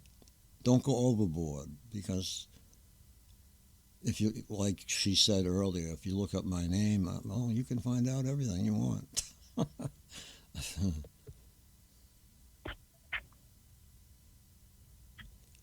And I don't like it, but that's the price you have to pay to get your point across, and help the community. If you help the community, you're helping yourself.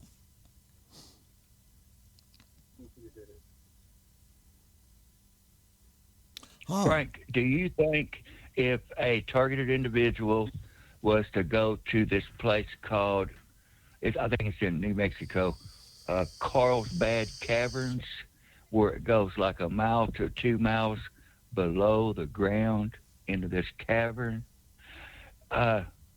do you think there might be a lapse within the signal of the targeting while you're way down in there?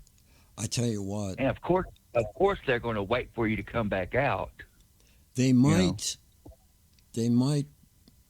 shut everything off just to fool you.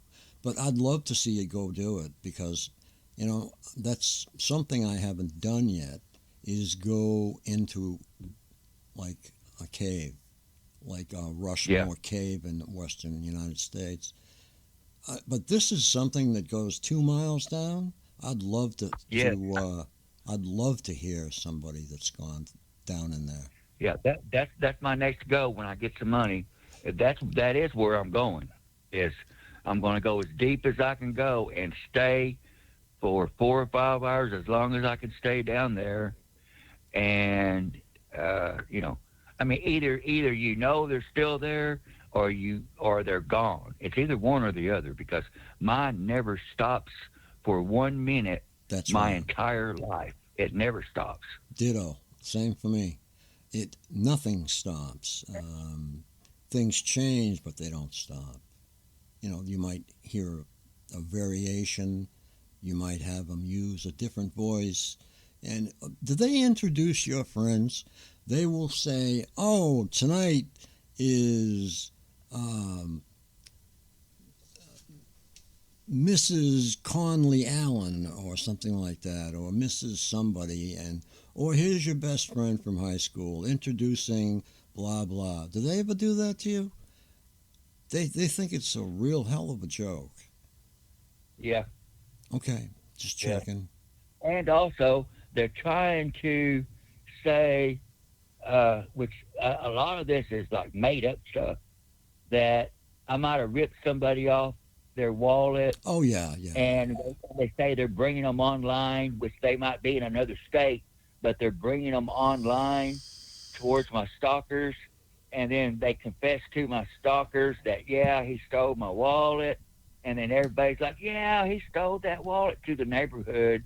They're trying to keep this ongoing character assassination, and it never stops. Like I said, most of it's lies, but they throw a little bit of truth in there, and then a whole bunch of lies to keep it going. Yeah, they said I was a Draft dodger. Let me see. I can't even think of all the stuff that they said. That's the first thing they said, though, that I'm a draft dodger. Well, Yeah, layers and layers of the character assassination, to where even the stalkers can't keep up with it all. It's just layers and layers and layers and layers and layers that nobody can keep up with everything. Yeah, that's right. I'll tell you straight up. I lost my draft card in Hingham Harbor up to my butt in mud while I was working in a company there. So, I had my draft card. I had everything. I was supposed to have. And I'd only been to Canada once. And actually, I don't think I even went to Canada. I think it was Niagara Falls with my parents, and that was it. So, oh, wait, maybe a skiing trip with my class. I'm not sure. Hey, Frank, can Yes. you hear me okay? Yeah, go ahead. Hi. Hi, Kimberly. Hi. My God, I missed you. I think many people have missed you. Thank you so much for coming back. Oh, thank you. Thank you. Absolutely. I mean, I really miss you, especially in Massachusetts where it's needed so badly. So I'm very gracious that you're having these calls. It's fantastic. Just a couple of things. You talk about this V2K, and I know that you have it pretty severely. That's correct, yeah. But there are many that do not, and they experience, the stalking and the microwave weapons, and they get sabotaged everywhere they go. But yet, no V2K. And I'm wondering, why is that? Like, I get brutalized with a lot of energy weapons, and stalking is pretty severe, and obviously the cyber stuff, but no V2K. So is it that some people just have that? It's easier to get into some people and others not? I'm not sure about that. You might be getting subliminal information. I believe they have a choice in the beginning whether to go vocal or stay silent. I could be wrong on that, but it's my understanding they have two microphones. One microphone is for audio that you can hear. The other microphone is for subliminals.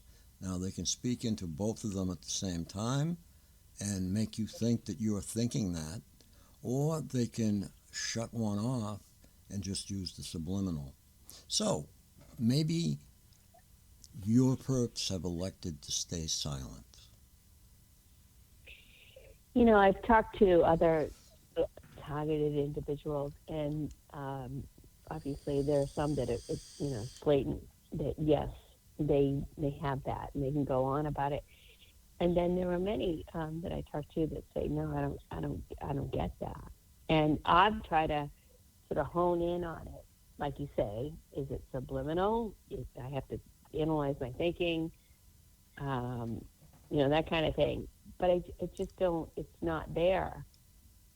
And I didn't know if they suit whatever they want to do to you, to your personality, or each person has their own sort of sabotage. I don't know. Okay, there's another option here too. An interface device which is placed on their head, and they try and communicate with you that way. That's another aspect. It's used today commercially, or not commercially. It's used in homes today to play games. Well, the mapping of the human brain in general, in a generalized version of this, will fit on anybody and work. In other words, the perps don't have to do anything really in terms of mapping, because you've got kids that put one of these headpieces or headsets on and they can play a game with their mind. I think that's sick. It's preparation for entrainment. That's my opinion. Yeah. That's just the way I see it. If you're training kids to use their mind to control devices in a game, you're letting in someone from the outside the skull. Everything inside the skull is private. You should never, ever play a game like that. Mm-mm. What are the needs of I have a son, and who's very much into Xbox and all that. And I'm wondering, what are does anybody know what the updated games are now? He's a young adult, but he still, plays some of these things on his off time. And I'm wondering, is there certain games that they've come out with that do yes. that? Yeah. Go ahead. One would be called Mortal Kombat. Mm-hmm. As you're shooting and killing the bad guys or anybody within the screen, that while you're playing it, the software speaks and talks back to you, and the subliminals are within the voice coming over the computer to your brain, and it's trigger words and conditioning the brain, computer to brain interface. Yeah. Wow. Oh, Emotive is the name. EMOTIV, and I believe Ann Thompson is the one that told me that. I'm very sure of that years ago. Do you remember? No, it wasn't me, Frank. Okay. I don't know anything like that. Maybe Hey, Ann Ann. from Missouri. Hey, how are you? Good. I'm glad to hear you. Glad to hear you. Thank you. You're And doing good? Yes. Oh, go ahead. I'm sorry. Go ahead. No, that's okay. I'm glad you two got to. You know, hear each other. I didn't always have the voices. I was raised with the targeting of hurting my body, and then as I become in my 20s, it started the gang stalking, which I noticed, and I couldn't refuse that everybody's talking about me, which I thought it was everybody, and they was running me down with the character assassination, calling me a homo, and just everything bad they can call somebody to make people turn against me. And then when I was 33, which was 1996, the voices I had, when I noticed the gang stalking, it was 10 years later that the voices came in, and they came in like a whisper. I thought I heard something, but I didn't, and there was nobody around me. And then I would hear them again, and there's still nobody around me. And then it got louder and louder, and before I knew it, I had 3 women and 3 guys in my brain combating with me back and forth. But it took 10 years from the time I realized I was gang stalked. So, it don't automatically all come at once. There's a build up. And then when they get ready to flip that switch and you got the voices now, that's when it happens. Now, I can't say that you'd have to do a certain thing to get the voices or at a certain time that you would get it. It was 10 years for me fighting the gang stalking, running around scared to death. I didn't know what to do. I wanted to move from place to place and keep running, get in my car and just drive to another county and stay in a motel, try to get rid of it. And then I come back to my county, and then there it is again. that it took a long time, 10 years for the voices. Interesting. So it can be at any time. Yeah, to just sort of know. So maybe it's a timing thing. I know they're always trying new things. So when you, for instance, if you see things coming through a window and you block the window, then they try something. They do a different angle. And then if you block all the windows and it can't get in, so then they put a device outside your home so they can shoot the stuff in through the walls. And God knows the drones can go through the ceilings anyway, or they'll bring the drones. Those drones will come out once in a while. So it's always something where they're shifting. So when you get smart, then they change. And so I know that now I've never had major piercing in the ears. I just never have. But I've had serious injuries, the burning and all that. But now it's the big, the buzz in the ears. So there's something going on there.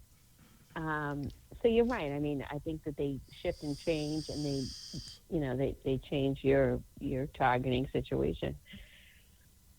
It's pretty pathetic, but it's true. That's the way they done it. They started making the buzzings in the ear, and then the tendonitis, and then I would hear crickets over in the corner of my bedroom, and then I thought I heard yelling through my windows, which I thought people was outside peeping in my windows, noises all over the house, and then it progressed into the voices at the end. Interesting enough, when I was videotaping, coming home one late night from like a wedding, I saw, going back to the video, I saw this big, it almost looked like an air conditioner, but it was on the ground. It was in the corner, right under where I sleep. And it was very odd. I'm like, what is that? It was gone the next day, but it was something that they put there.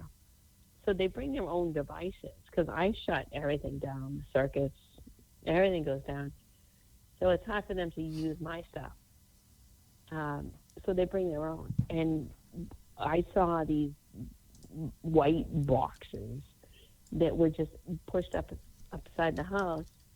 And I feel like that might have contributed to that kind of thing, the sounds and whatever, or perhaps something like a compressor, something that they needed to push things through the house. I'm not sure. But it was gone, the next day.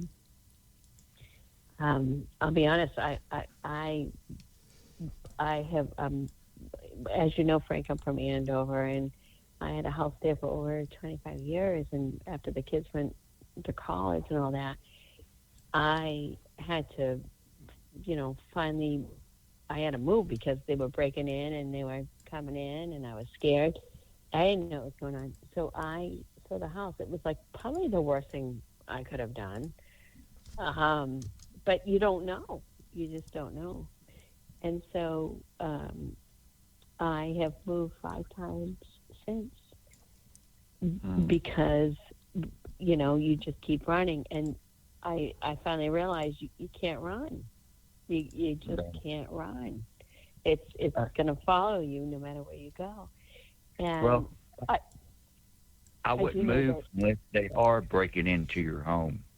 If you got a lot of destruction on your property outside, or the neighborhood's going crazy on you, that is one thing. But if they are actually breaking into your home, that is the wrong neighborhood for you. And there are other neighborhoods that won't happen. And once you find it, then put your foot down no matter what happens, and don't move.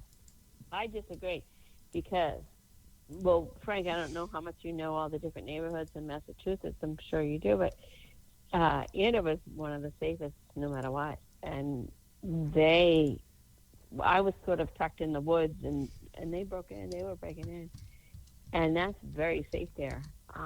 Nothing happens there. And I moved, and now I'm in Westford, which is another very, very. I mean, please, they might have 4 policemen. It's the same building as like the fire department. I mean, it's that nothing happens here.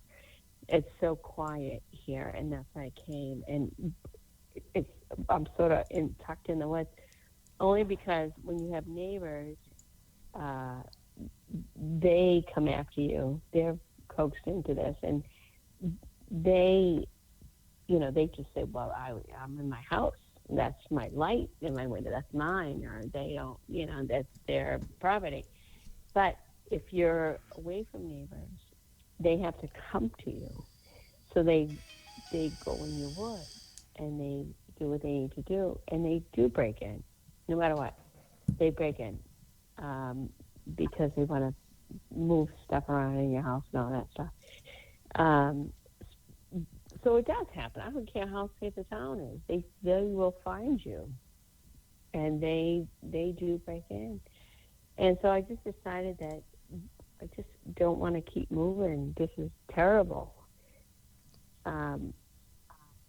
Because it does follow you, and it's almost scary being remote. But in the same token, it's great because they have to come to you. So it's easier to identify them. It's easier to report them. It's easier to say they're on my property. They're here. Easier to take pictures and all that. But it's also scary because you're not around anything. And that's what's been happening here. And, interesting enough, this is a beautiful town in Westford, and nothing goes on. It's so quiet and wonderful. But, I went to the police and said, they're in my woods every night. They're in the back and the side. All you have to do, you feel it. I had to cover all the window. It was coming in. And all you have to do is go out there and you see, with your camera, of course, everything just being shot at you with all the lights, and they're all over the place. And there's many. And I had to finally go to the police and say, okay, there's people in the woods. There's people in the woods, and I'm scared. And, they said, well, nothing goes on here. And I'm thinking, well, maybe before I moved here, they bring it in. And I don't think they live here. I think they've come here. And I think that there's a few neighbors obviously involved because they need to have, direct contact around you for your internet and all that stuff, which is interesting enough because I'm going to sidetrack here. Targeted justice seems to think that everything is satellite, that it's not your neighbor. It's not, it's not, they all say it's definitely satellite. It's not your neighbors. And I'm thinking, but it is. But they're involved. So I don't know how they say that because I have so much evidence that points to that. So I'm confused.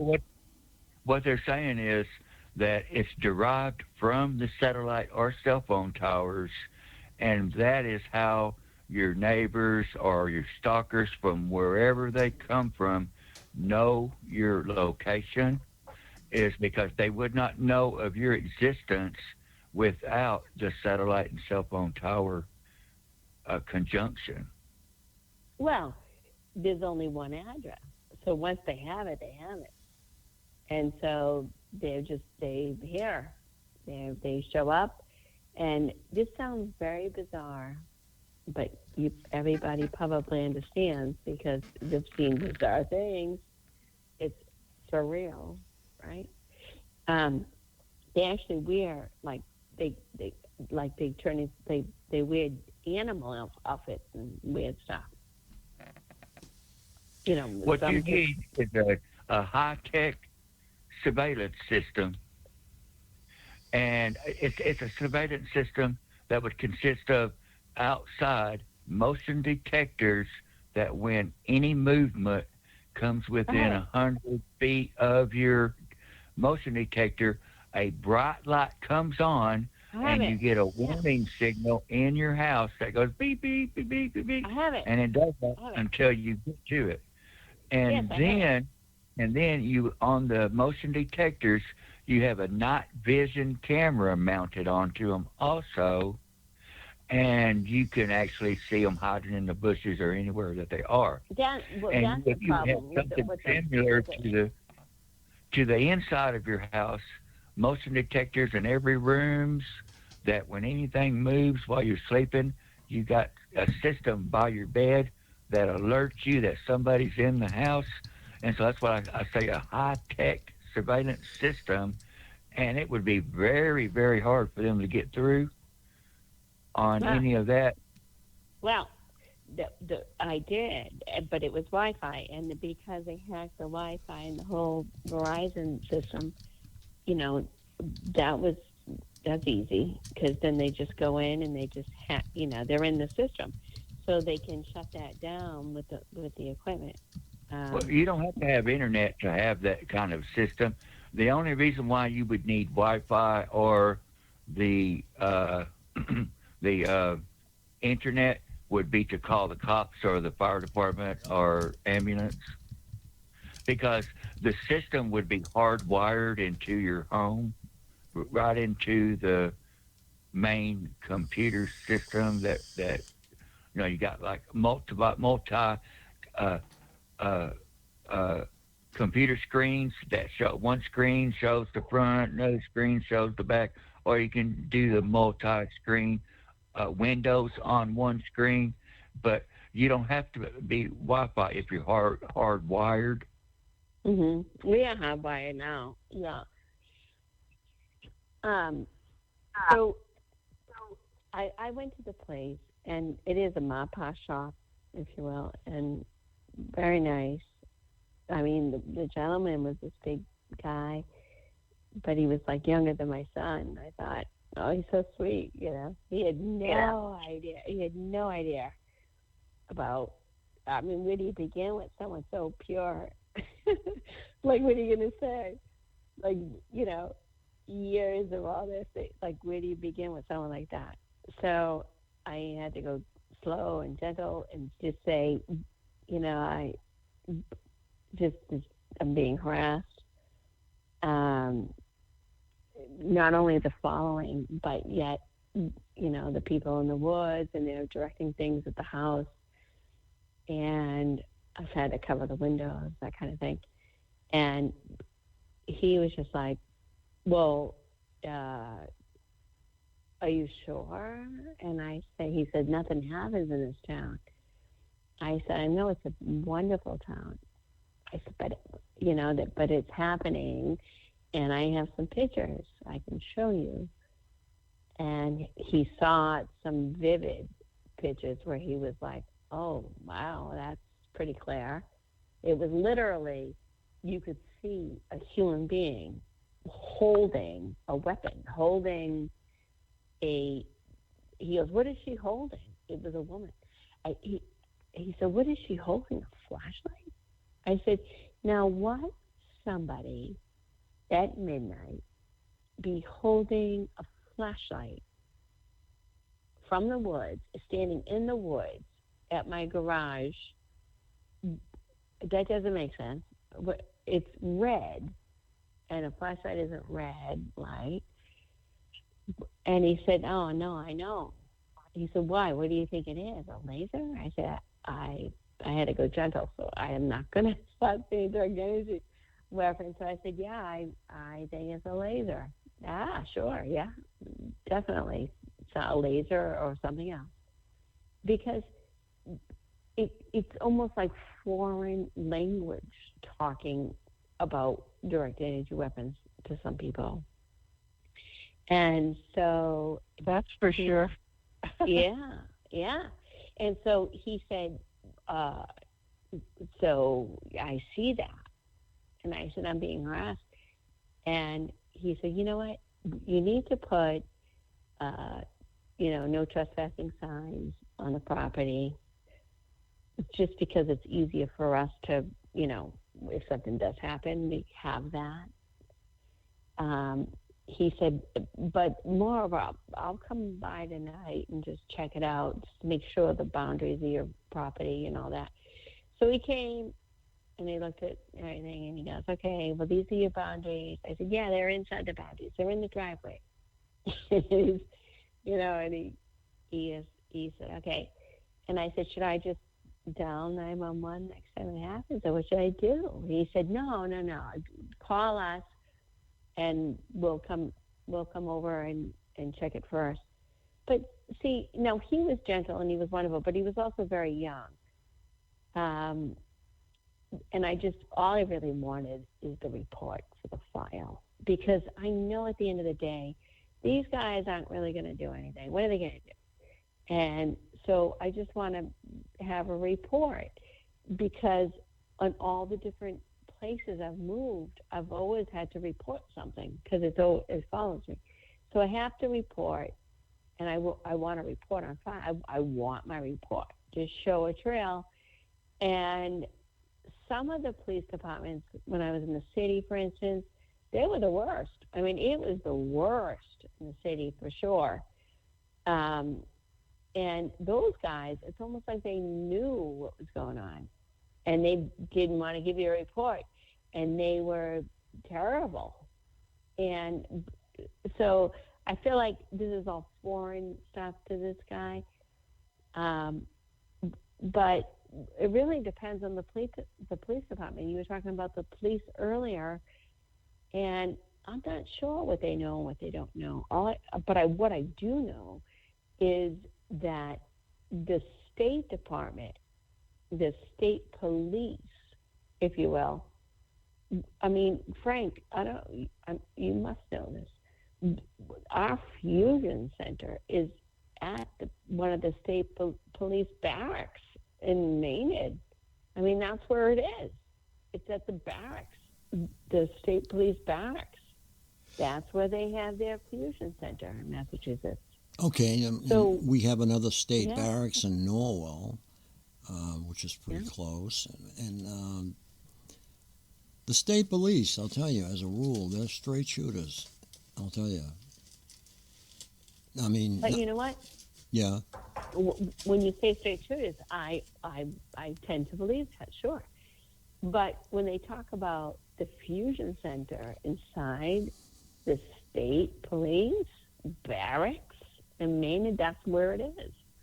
Then hello, there's they're in cahoots. So maybe not Noel, but for sure in the Maynard headquarters, that's where they are. And so when we talk about that, we talk about state police, and then when we talk about state police, do we talk about all local police? Aren't they? Isn't it like a hierarchy where the local police are below the state police? So they just follow, don't they? Well, the fusion centers are mainly to centralize data. Right. The fusion centers, though, are the ones that trigger everything, don't they? Well, that's what people say. Who keeps this, investigative subject? They have all of us in there. Well, you see, what we have to do is somebody has to post something from a fusion center that says, here's your name. Because nobody comes up with proof for these things. They circulate around as rumor, we'll say, but we need concrete proof from at least 3 to 5 sources before we can really believe something. So that's what I like. Can turn a blind eye. I mean, the city slickers, the police department, they all turned a blind eye in many situations when I was moving to different places, and they turned a blind eye. It was obvious. They turned a blind eye, and I had to say, you know what? That's fine. If you don't want to help, but I want a report. I came down here for a report. You don't want to investigate. You don't want to do anything. But damn it, I want a report. I came down here for a report. I'm reporting an incident, and I want a report. And I had to bleed it out of them, but I got a report. I got my report, and that's all I really cared about because I knew they weren't going to do anything, and so I got my report, and that's really what you need as a trail. You need a report to show that these things are happening.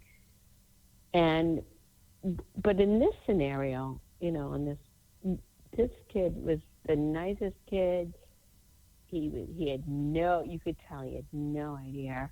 And he's right, nothing happens here.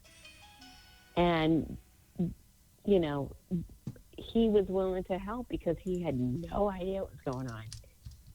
And it was so pure and lovely. But I'm sure someone real fast filled him in. But again, I just want a report. He gave me suggestions and so on.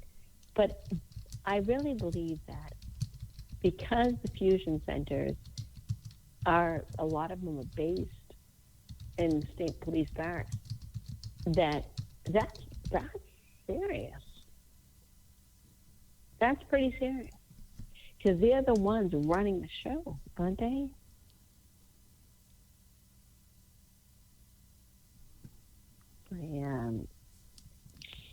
Massachusetts is so small. It's a speck on the map. But yet we're so congested. Well, we're congested on the coast. If you go out west into the Brookfields and Westfield and way out there, Springfield, the congestion turns into farmland. Really does. Yeah. And it's difficult, right? I remember going out west, I had family out there, and I stayed there for 3 months.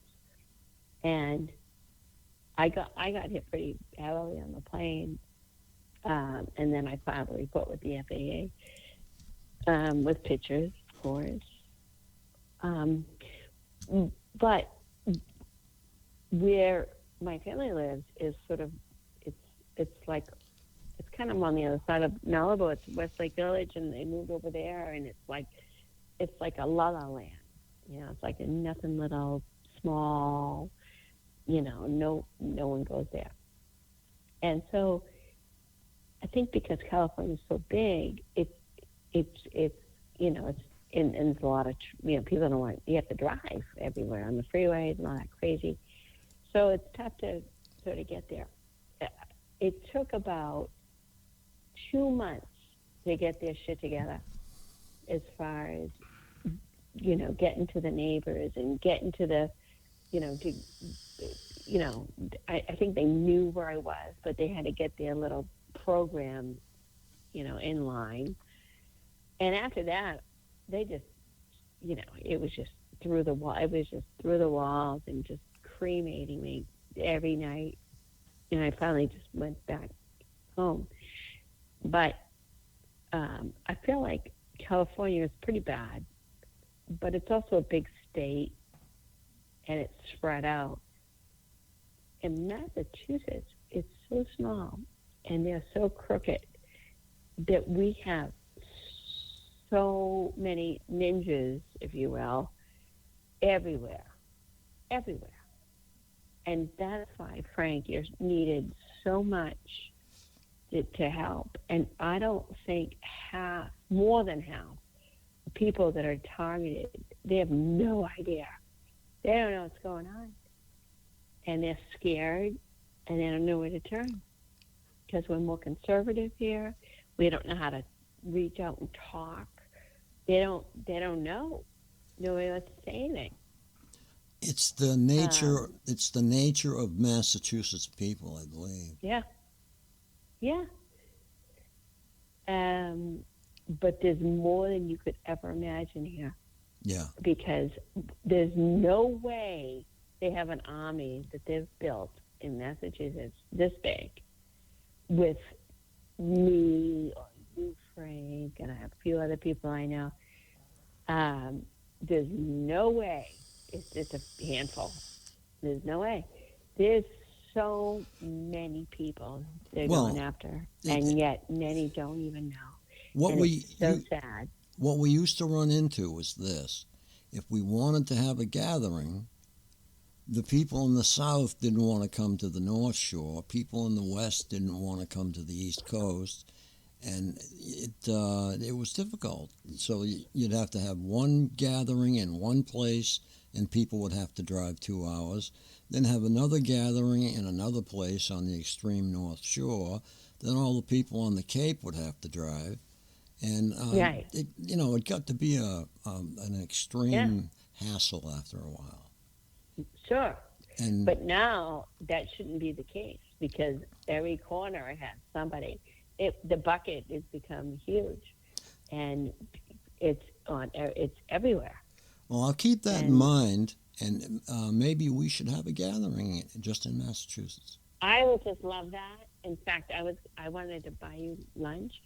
I wanted to come see you in Pembroke and buy you lunch and sit down with you, and we have to do that. The invitation's still there. I've always wanted to do that. And I have another targeted friend who is being hurt severely.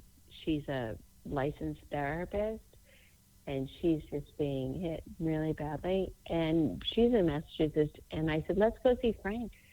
Let's go to Frank. And then you disappeared, so I'm happy that you're back.